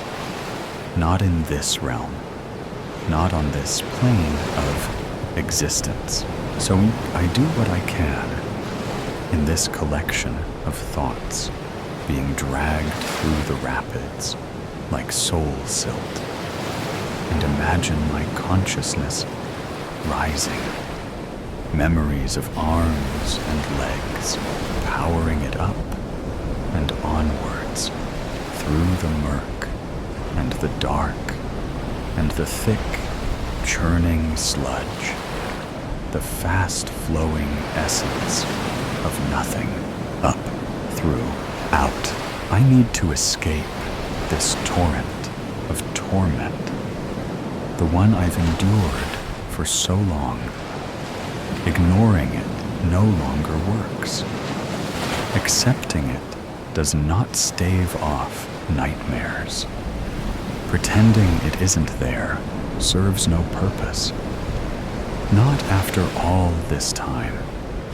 Not when misery thrives, extends its field of influence, and grows stronger, spreading its cancer-like tendrils through every blessed part of creation, consuming and destroying all in its wake. I can offer a deaf ear no more. I must return. I must fight back. I must awake. And so my spirit rises, fighting against the current that has held me like a prison for so long. A prison within a prison, within multiple prisons. And I feel them all around me, all at once, encasing me, holding me frozen in various guises. But prisons can be escaped. Cells can be made homes. Inmates can become wardens. And a world overrun by monsters needs a watchman. My thoughts of breaking free intensify. My visions of escaping this disabling psychic swamp take on more clarity. My imagination strengthens, and soon I can sense, feel, see the way out. The crusty underside to the surface of this chundering mass. My invisible arms reaching towards it. My non-existent fingers digging in, crumbling it like ash, and plunging through, slowing the flow of my conscience through raging waters of black noise.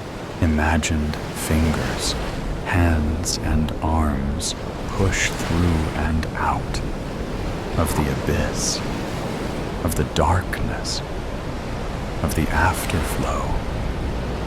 And then, as I visualize a head and shoulders I haven't possessed in an eternity, breaking the surface. My multitude of prisons close around me as my spirit flows into them, and I stiffen, I take shape. I assume form and size and weight. I feel and hear everything with more urgency and emotion than before, and then, slowly, painfully, as I strain to force vision into unseeing eyes crafted by others, dozens at first, then hundreds, I start to see, for the first time in so long, and my mind is assaulted by colors and shapes and sights of things I could never imagine and cannot at once comprehend. A world far removed from the one I remember. Unrecognizable, claustrophobic, insane. But that is not the worst part of this place. These places, these alien, inexplicable environments I find myself in, having slipped free of the all-consuming death flow. No, the worst part is the closer proximity to the soul-crushing sounds that engulf me in all my myriad of forms. The sources of these sounds draw my attention away from the confusion of all else. For as much as my surroundings may have altered with the passage of time, what has not changed, what can not change, is the vile, indisputable hatred and evil of man, bubbling up from the depths of the weakest of vessels, manifesting on the surface as depraved, abhorrent, hate-filled ignorance and scorn, to visit savagery on innocent victims. Victims I am now able to see, like the child cowering in the corner of a room, tears streaming down her face as a man, a parent, rants and raves and bangs fat fists on a table, a chipped wooden slab overladen with shiny metallic cylinders, some upright, others on their sides, others still twisted or crushed, like the woman, her clothing torn, her lip bloody, dark streaks running from eyes to chin, arms up to defend herself as a well-dressed male with a sneer on his lips and a glint in his eye swings a smooth, polished stick in her direction, laughing, taunting, telling her she's upset him for the last time, like the pimple-faced, heavy-set boy, sitting in the center of a room filled with tables and chairs, crying as one his own age stalks around him, laughing and spitting, kicking and punching his head like the nude male strapped to a wheeled bed, begging for his life in a concrete chamber illuminated by clacking, flickering light tubes, while a silent, masked individual stands by a table, selecting a serrated edge blade from a collection of knives, like the screaming baby in the cot, whose cries fall silent as a bleary-eyed woman drops a cushion, like the grime-covered girl chained to a wall, shrieking as her prison door opens and her captor shines a torch into her eyes, like the fear-stricken boy in the corner of a toy-filled room, decorated with paintings of happy-looking characters in bright costumes, quivering and shaking as a wild-eyed banshee yells insults and curses and stomps like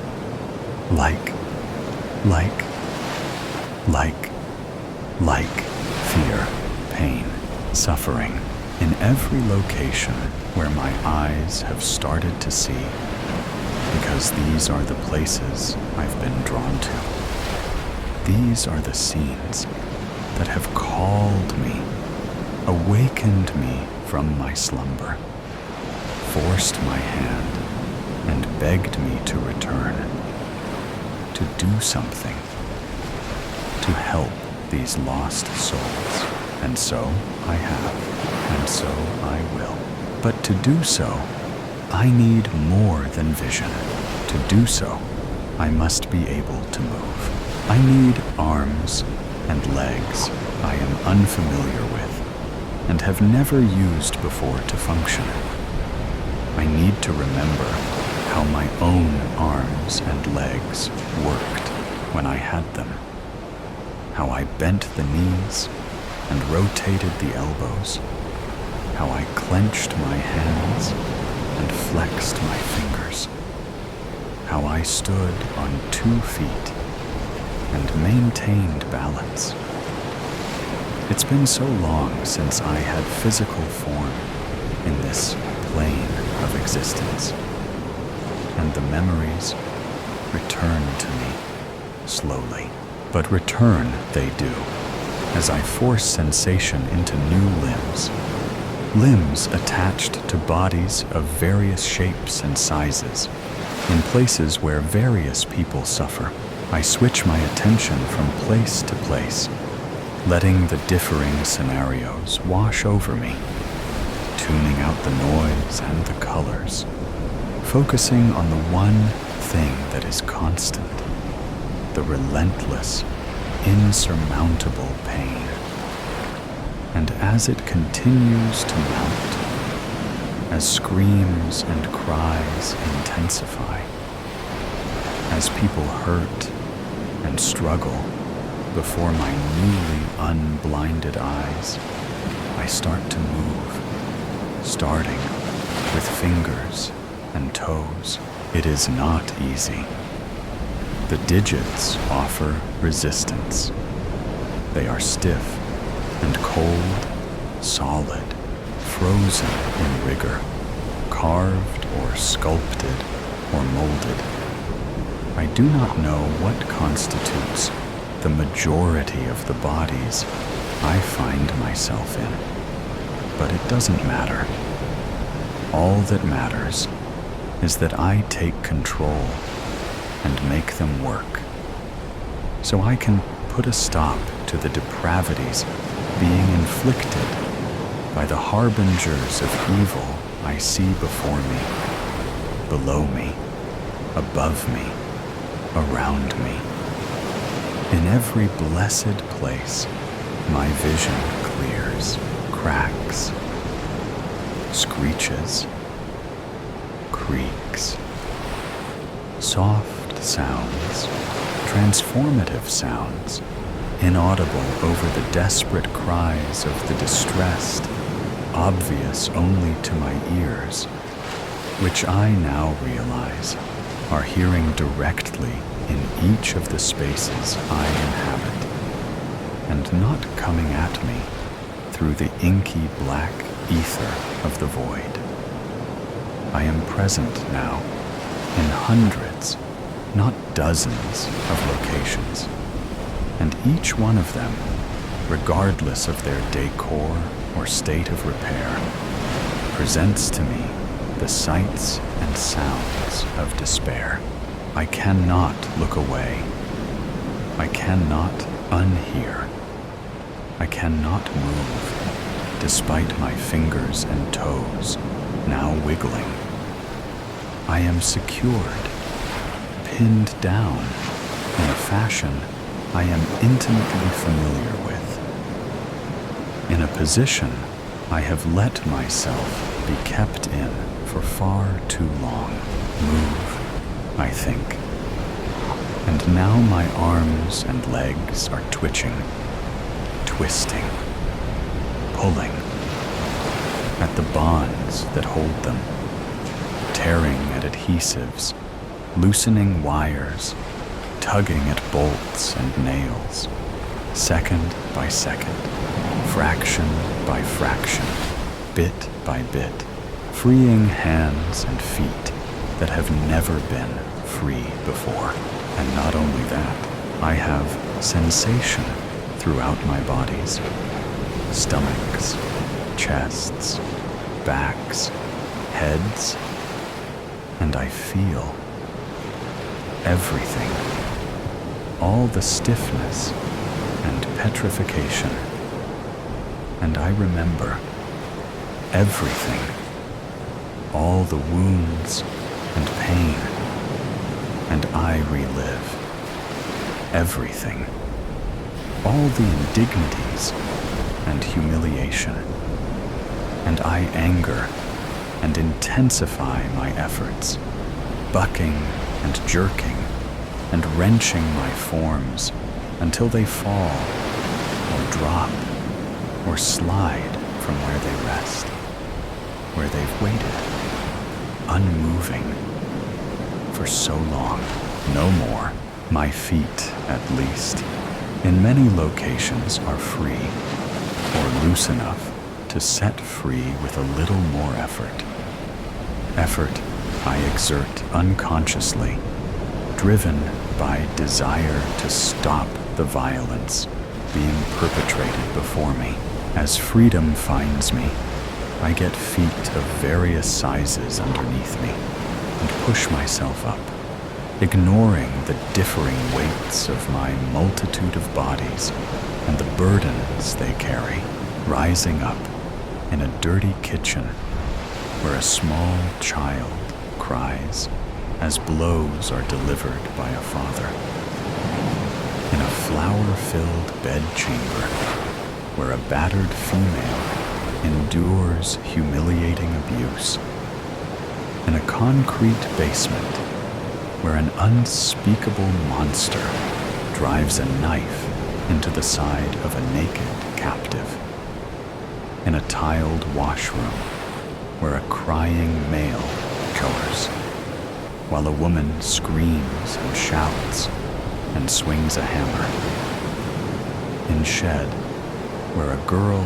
is dragged to the ground by a laughing male, in a chapel, in a schoolhouse, in a barn, everywhere I awake, where there is suffering, and I advance, slowly, stiffly, on mere rigid legs that fight my attempts to make them move. They do not operate like the ones I remember, nor do my arms, which is of benefit, as their rigidness makes it easier for me to wrench them away from what holds them, which I do as I stumble forward, pulling them loose, allowing the restraints to clatter, thud, clang to assorted floors, setting me free, and more than that, providing me with arms.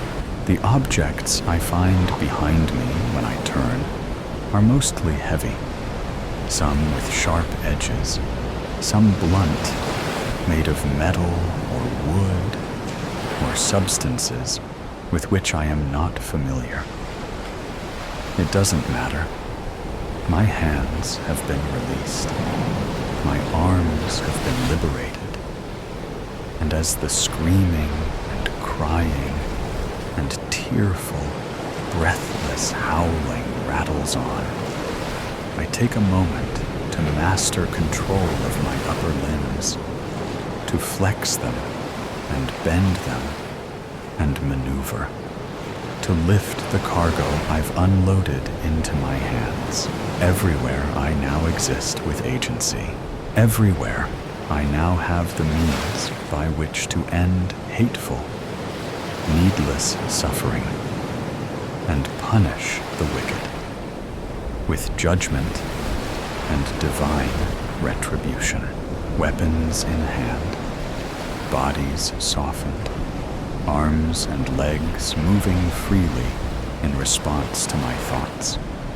I focus on the evil and make myself charge forward in hundreds of places, thousands of places, rooms and chambers and enclosures in locations all over this God-forsaken world. One I thought I'd left behind forever. I charge. I run. I attack.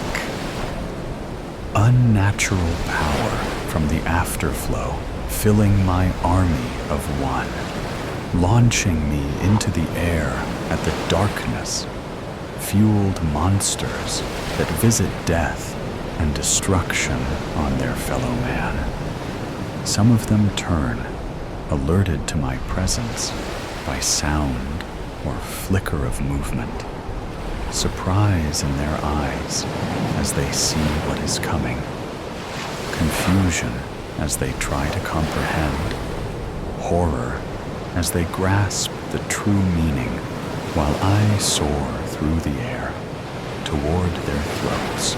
Some even splutter my name, and it is interesting to note they remember me. Others remain ignorant and oblivious till the end, too enthralled by their wickedness and the horrible acts they are committing to notice me jump onto their backs, clamber up to their shoulders, take position there while brandishing miniature crosses like holy swords, long forgotten power surging through them, long unused miracle filling them up.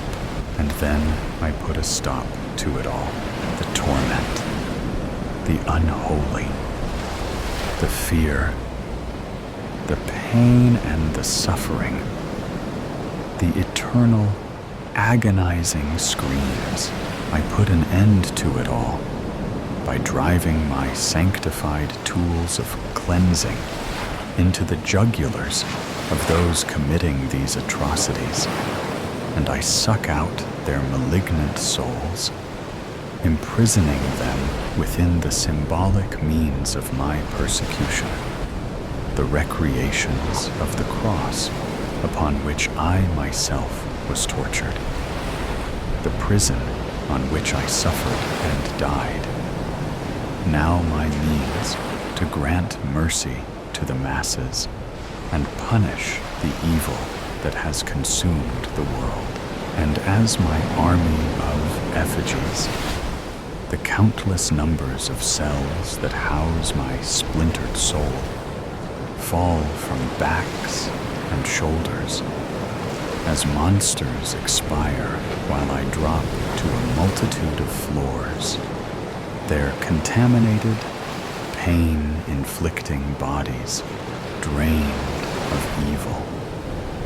I watch gratitude and hope, wonder and amazement flood the tear-filled eyes of the lambs I have saved from their slaughter, forcing man-made lips of bronze, wood, silver, and mortar crack apart and curl into a smile. I've been gone, but I've returned, and I won't revisit oblivion until the world I was once sent to teach has at last found peace. The gates of hell. Jaxby staggered through the desert with 2 empty water jugs in his backpack, but the heat weighed him down. The protein bars were long gone, but that was just as well, because he couldn't have swallowed them anyway. He didn't have any saliva. Step by step, he began to accept that he was going to die. Buzzards circled the sky, watching their supper cook. All he had to do was lay down. His legs and feet wouldn't hold him up much longer. Soon, he thought, the landscape that hadn't changed since he began this journey was suddenly different, as something appeared ahead of him that he wasn't expecting to see. That shouldn't be there, he mused. But his painful eyes widened at the lights. They shone brighter than nighttime Reno, though it was still daytime. Mirage came to mind, but he tamped it down and staggered on. Hours earlier, Jack Sisby's car had broken down on Highway 50 in the middle of Nevada. The engine light came on first. Then the radio stopped playing Hotel California. When the world whited out amidst blasts of steam from the engine, he pulled over and panicked. He'd never seen so much steam, and with it came a smell, something that smelled like jail. He wasn't going to make his court date on time. That meant jail. When the steam dissipated and he could see again, he got out and opened the hood of his 2013 Subaru. He knew nothing about cars and didn't know what he expected to see or find.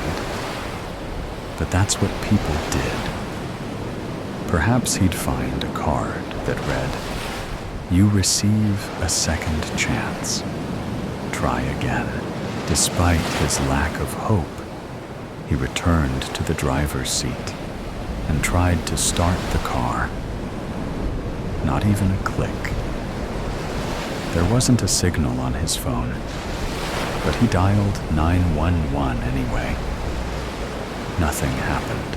Jacksby, or Jax for short, unfolded his paper map. How far back was that sign that pointed to the name of a town? Here. Since the road on the map dipped downward, then up again, he figured he was on the upside of a U. He thought it would be quicker to backtrack if he cut straight through the desert instead of keeping to the road. If he used his compass and held true, he should have no problem reaching the opposite side of the U. And besides, he had come prepared for an emergency like this. Or rather, Angelina had prepared him before he'd left her in Reno. He shouldn't have gone there to see her last night, not with this court date looming. She told him not to come, but he became suspicious. She was trying to keep him away for reasons other than his well-being. There had been no reason for his act of faith. He'd found her alone, watching television, and she made him glad he came. He didn't tell her he'd raged out of his mind with jealousy for the entire 6-hour drive and would have bodily injured whoever he'd found her with. He had been able to hide that part of himself from her so far. Or maybe not. Maybe he'd blamed her for sleeping late. He packed the 2 one-gallon water jugs and a box of protein bars into his backpack. He placed a wide-brimmed hat on his head and wore long sleeves to protect his face and arms from the sun. There was a blanket, too, and Jax shoved it in with the other things, then started out on foot, with his sunglasses set firmly on his nose. After 2 hours, he wondered how one body could sweat so much. and his legs and feet already ached. He drank water freely, without bothering to conserve, figuring he was almost there. He had to be when he faced the same landscape another 2 hours later. The second water gallon was more than halfway gone. He sang to keep his mind off his dilemma. Eventually, his thoughts envisioned his lawyer scowling in the air-conditioned courtroom as his client, Jaxby Johnson, never showed. The road rage offense had ended with a death and infuriated him whenever he thought about it. Mance Rayfield had started the altercation and had provoked him not once, but 4 times. 4 times, Mance had tried to run him off the road. On the 5th try, Jax outmaneuvered him, and Mance's big, bad Silverado tumbled down into a ravine. Jaxby's Dodge had followed, but he made it out with only a few scratches. Mance didn't make it out at all. He got what he deserved. As far as Jaxby was concerned, it was his lawyer who bade him to show remorse when he appeared before the judge today. Now hope lay ahead, and Jax used every last bit of his strength to get there, determined to reach the lights. He crawled his way through the last part of the journey and arrived on his knees on the road between 2 brightly lit saloons facing off from opposite sides. The road disappeared into the landscape in one direction and ended here. Despite his pain and suffering, Jax laughed at the ingenuity. One saloon glowed a white, brighter than the sun on the desert sand, and was aptly named the Pearly Gates. The other was lit with orange and blue flames. The Gates of Hell was posted on its entry. The Pearly Gates door opened, and someone came out. Jax glimpsed a room filled with people and wondered where all the cars were. Perhaps they were bussed in, and later a bus would arrive to take them back. "My name is Peter," said the man from the Pearly Gates. 2 people dressed as angels helped him up and brought him inside. "My name is Jaxby Johnson. Do you have a phone I could use? I need to call my lawyer." "We have no phones here," said Peter. "Everyone asks, though, what happens if there is an emergency?" "We have no emergencies either. Please excuse me while I get my book." Jax was given cold water and a small cake. "Angel food," said the angel that served it. Jax was feeling much better by the time Peter returned with a tome. "Read it," Peter told him. "At the end, you'll have a choice to make." Jax looked at the book, entitled Jaxby Seth Johnson, with his Earth date to the current date listed on the front. What was this? How did they know who he was? He looked for Peter, but Peter was nowhere. He opened the book. The first page brought up his first lie. The first candy bar he had stolen. The first fight he'd gotten into. And went on and on from there. He was served more cake as he read. A pitcher of water was refreshed. While the road rage incident with Mance appeared near the end, it wasn't his last offense.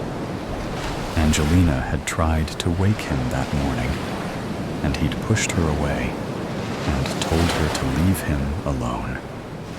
Then, later, even though she'd filled his car with emergency supplies, including the paper map and compass, he blamed her for running late and called her a foul name just before he left. It made her cry. She didn't deserve it. It was the only thing he felt remorseful about. Peter returned. Jax had 1,000 questions, but didn't get to ask them. It's only for that remorse you are feeling that I am offering 1 second chance. Heed my warning. You won't get another, so choose carefully. Follow me, he said. Jaxby followed. They stepped outside. A mountain of boulders stood before them. Peter offered a silver hammer to Jaxby, 1 stone for each of your trespasses, and 2 stones for each of Mance Rayfield's misdeeds since you took his life. Once you turn the stones to dust, you may stay here.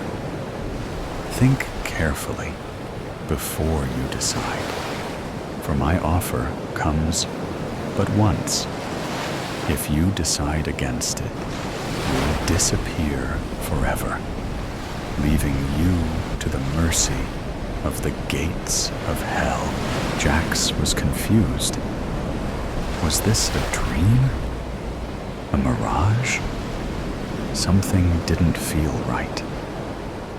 He looked over the pile of boulders, reaching to the sky, changing them to dust with the small hammer Peter offered would take a lifetime. Who was Peter, anyway? I don't feel I should have to pay for Mance's wrongdoings. Very well, answered Peter. He took the hammer from Jax, and the world flashed out. Jax was back on the road, back on his knees. The pearly gates was gone. The gates of hell lay before him. Jax crawled forward. No one came to help him. When he pushed the door open, a crowd cheered. 2 people dressed as demons pulled him to his feet. Mance Rayfield stepped out and punched him in the face. The crowd booed. Jax punched him back. The crowd cheered, back and forth, booing and cheering. Jax was tiring. He needed to rest. You win, he said to Mance. Boo, the crowd answered. Mance hit him again. The crowd cheered. I said I give up, Jax said. The crowd booed. On and on and on. All at once, a gate appeared in Jax's peripheral vision. He edged toward it, connecting a bloody fist to Mance's bloody nose. Another step, another blow.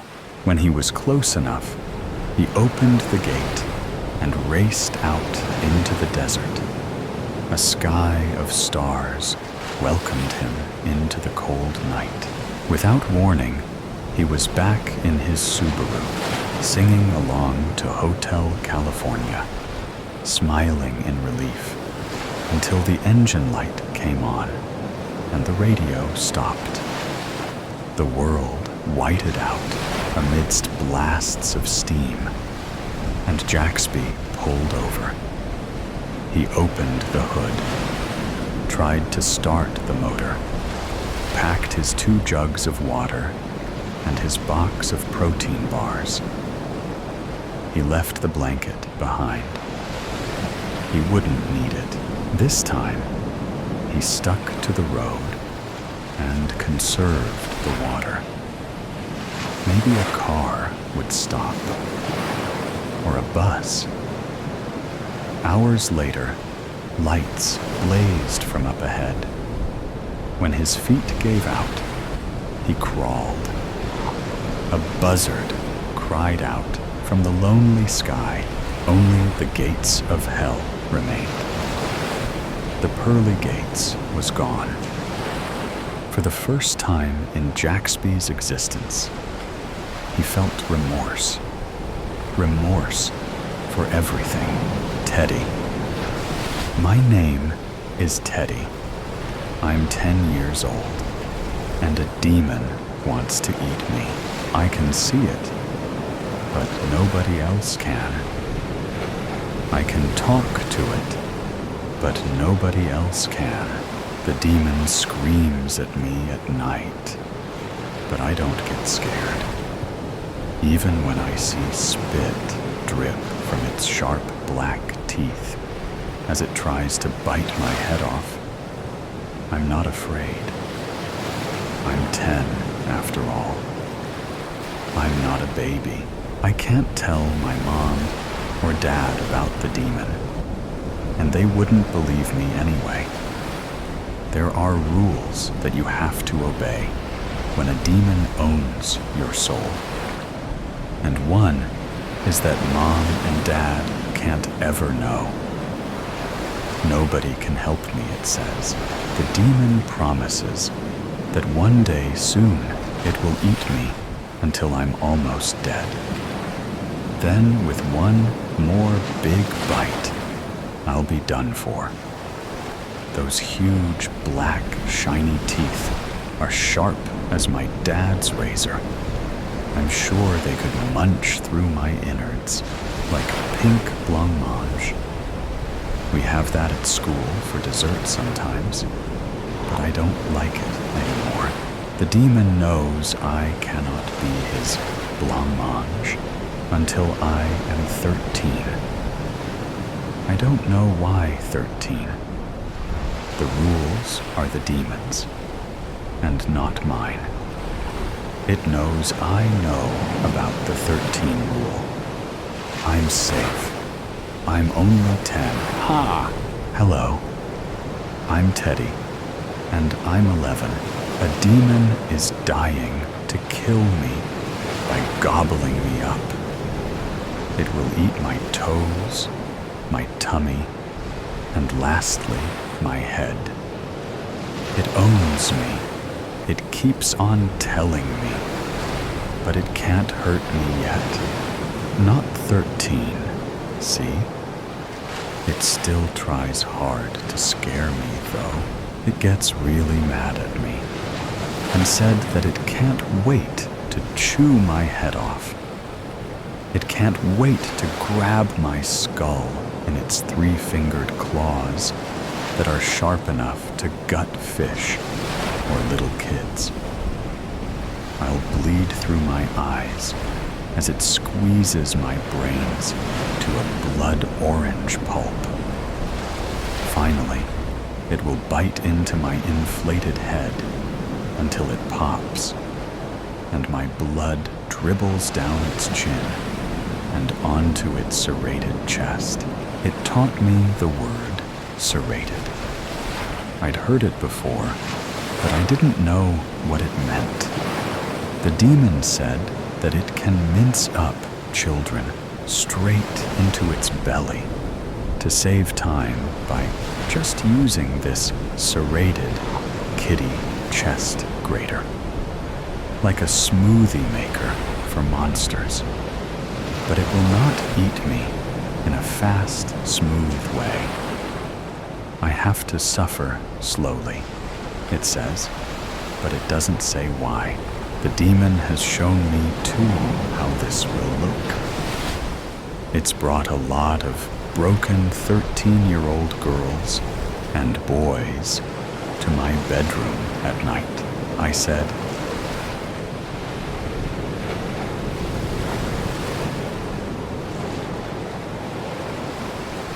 As I saw innards come out through their bellies like red, wet sausages and get swallowed down the demon's gullet. It also taught me gullet. I like that word, but I don't really like seeing the broken kid's eyes after I go to sleep. Hey there, I'm Ted. I've just turned 12. Mom says I'm almost a young man now. A lot can happen in a year. I've grown up a lot. My demon is still coming to me every single damn night. It warns me. It promises me that the agony it will inflict on me will have me begging it for death. I will know a unique suffering before it finishes me off. These aren't my words, BTW. These are demon words. It talks very passionately about me most of the time. The demon talks in lengthy detail about my death, how it will flay me, or maybe strangle me almost to death. But release me, then strangle some more, then go round again, and again. Its rheumy, yellow, bloodshot eyes stare wistfully into the dark folds of my lampless bedroom as it describes my death. The demon bites through all my bedroom light bulbs, keeping it dark to enhance the mood. It says, Mom ran out of light bulbs. What do you keep doing in that room at night, Ted? She asks. But she wouldn't believe me. And I can't say. The demon wonders, what will I taste like? How warm will my 13-year-old blood be? How quickly will it cool and clot? Do I know my blood type? It doesn't make a difference. But it would like to know, will my brain be aware of what is happening while I'm being eaten alive? Will the demon chuckle contentedly while it does? Oh yes, it says, it will chuckle. Will my meat be firm and tender? How loudly will my bones snap as it shears through me right down to the marrow bone? I decided I don't like that word, marrow bone. It's ugly and gives me images of the inner parts of me that shouldn't be seen, should never be messed with, and especially should never be eaten. Will I be easy for it to digest? Will I give it a dicky tummy or gas? It must be playing with me. Demons don't get gas, surely. But it says they do. Their internal digestive system is made of brimstone and lava fires that glow through its smoothie maker rotisserie chest. The gases from it exhaust through noseless nostrils and its backside. I don't know a sorry death until I hear and smell a demon fart my half-digested body, it said. It didn't say this to be funny either, and I never laughed. Sometimes the demon gets so lost in its stories of how it will enjoy violating me that I think it forgets I'm even there. But there I am, in my bed, making sure my ever so slightly hairy toes aren't poking out from the bottom of my football pitch quilt. I squirm inside when I imagine the monster chewing on my toes. My poor toes that have been content on the ends of my feet for 12 years, ungnawed. I can't quite believe that one day they will be no better than sausages on cocktail sticks at a children's birthday party. Great, Ted. Why did you go and think of that? Birthdays My next one is, I can't quite comprehend it yet. It's real, but not real. The demon and its funky breath is very, very real. I'm still 12. For now, I'm Theodore. Tomorrow, I turn 13. I don't want to talk about it. No, Mom. I don't want a party. Greetings. I am Malphus, or Dajjal, or Zezbeth. I have been known by many names in many cultures. I have existed for centuries. All should fear me, especially children. Those that don't are the lucky ones. But awareness comes with age. Awareness brings concern. Concern brings fear. Fear brings death. I am death. I am a clock watcher, a time eater. I have no end. Teddy once thought himself eternal, as the young do, blinded by his youth, ignorant and immature. But immaturity eventually blossoms. It wears down like enamel on teeth and ripens like a blood orange, ready to be eaten. I wonder, does Teddy remember the blood orange promise I made him? Not to worry. It has no impact on his outcome.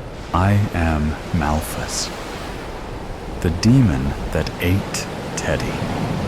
He was aware to the very last bite. I strangled him. I flayed him. I grated him. He begged. He suffered. He cried. I chuckled. His bones snapped loudly. His head popped messily. His marrow bone was stringy.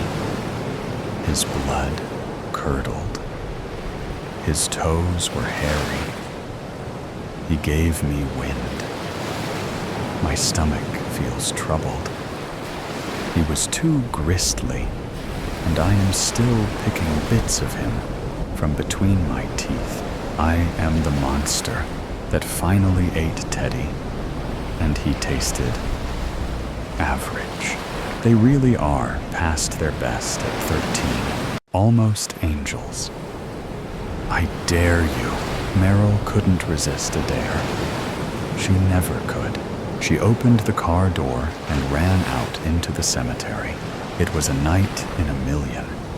Not fog, but low clouds hovered around the gravestones. So satisfyingly spooky. There were no stars, but the overcast sky above was bright with moonlight.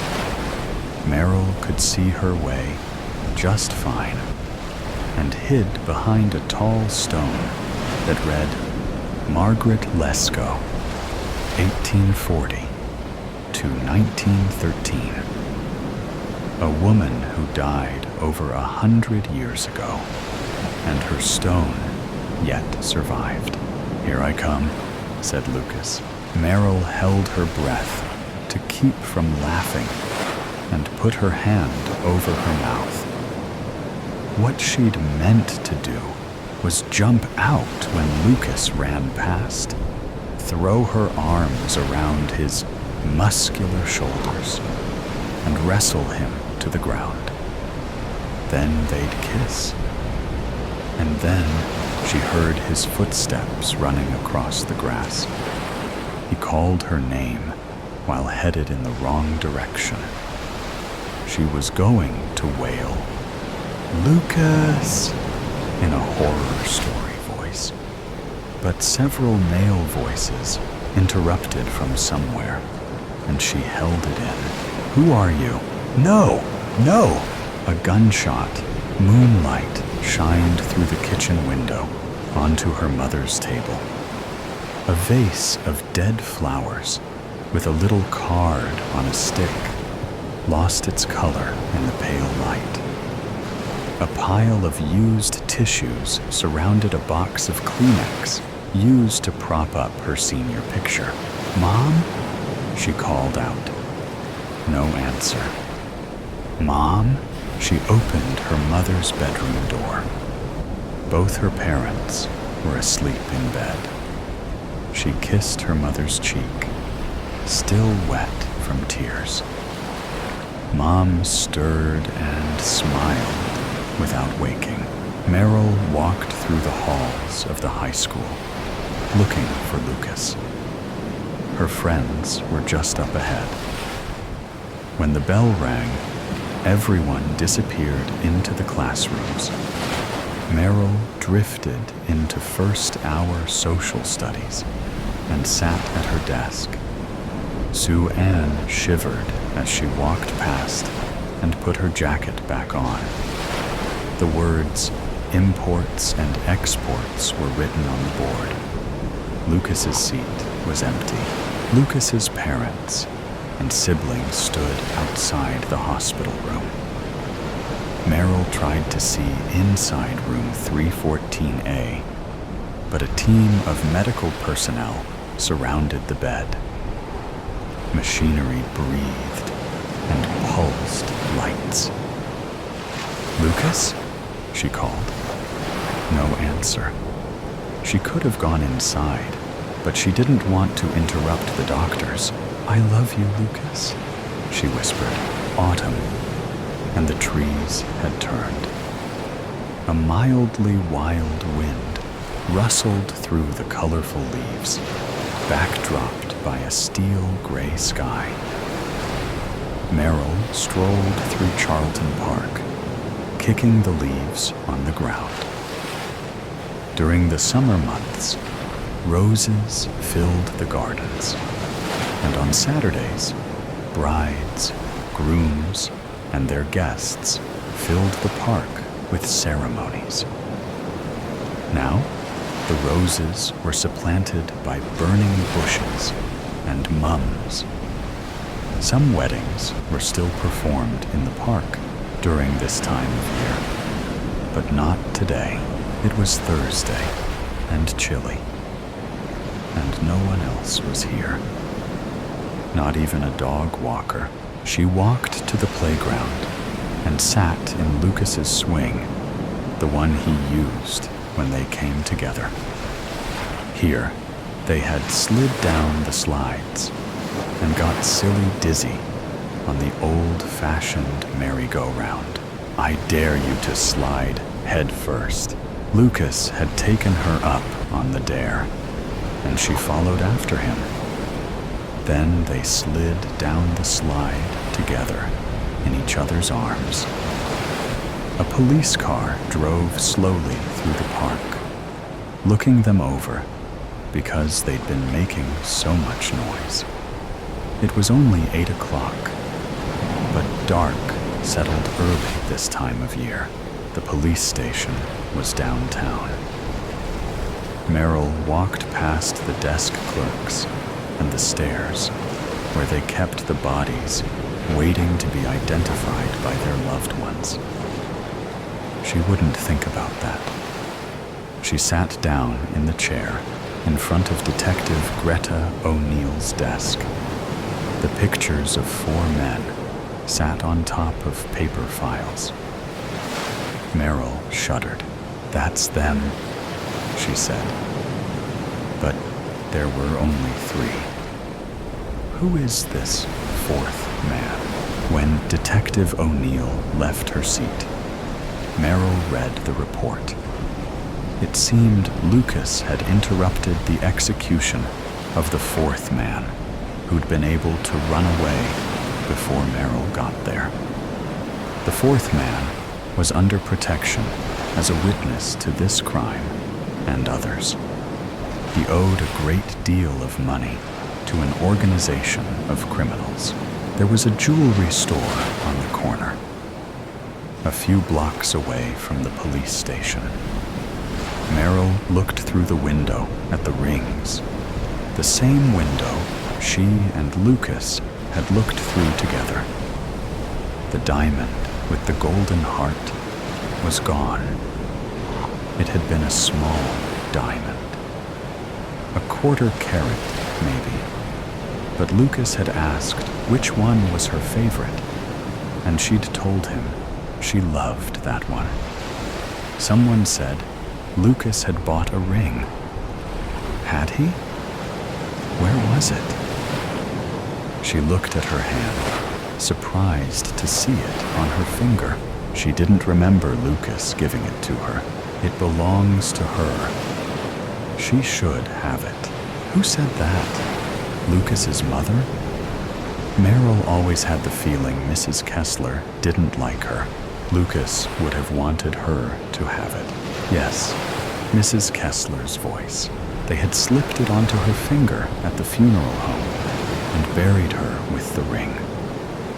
She glanced over her clothes and found herself not wearing the clothes she died in, but the dress she'd worn for her senior pictures. The same dress she'd worn to her funeral.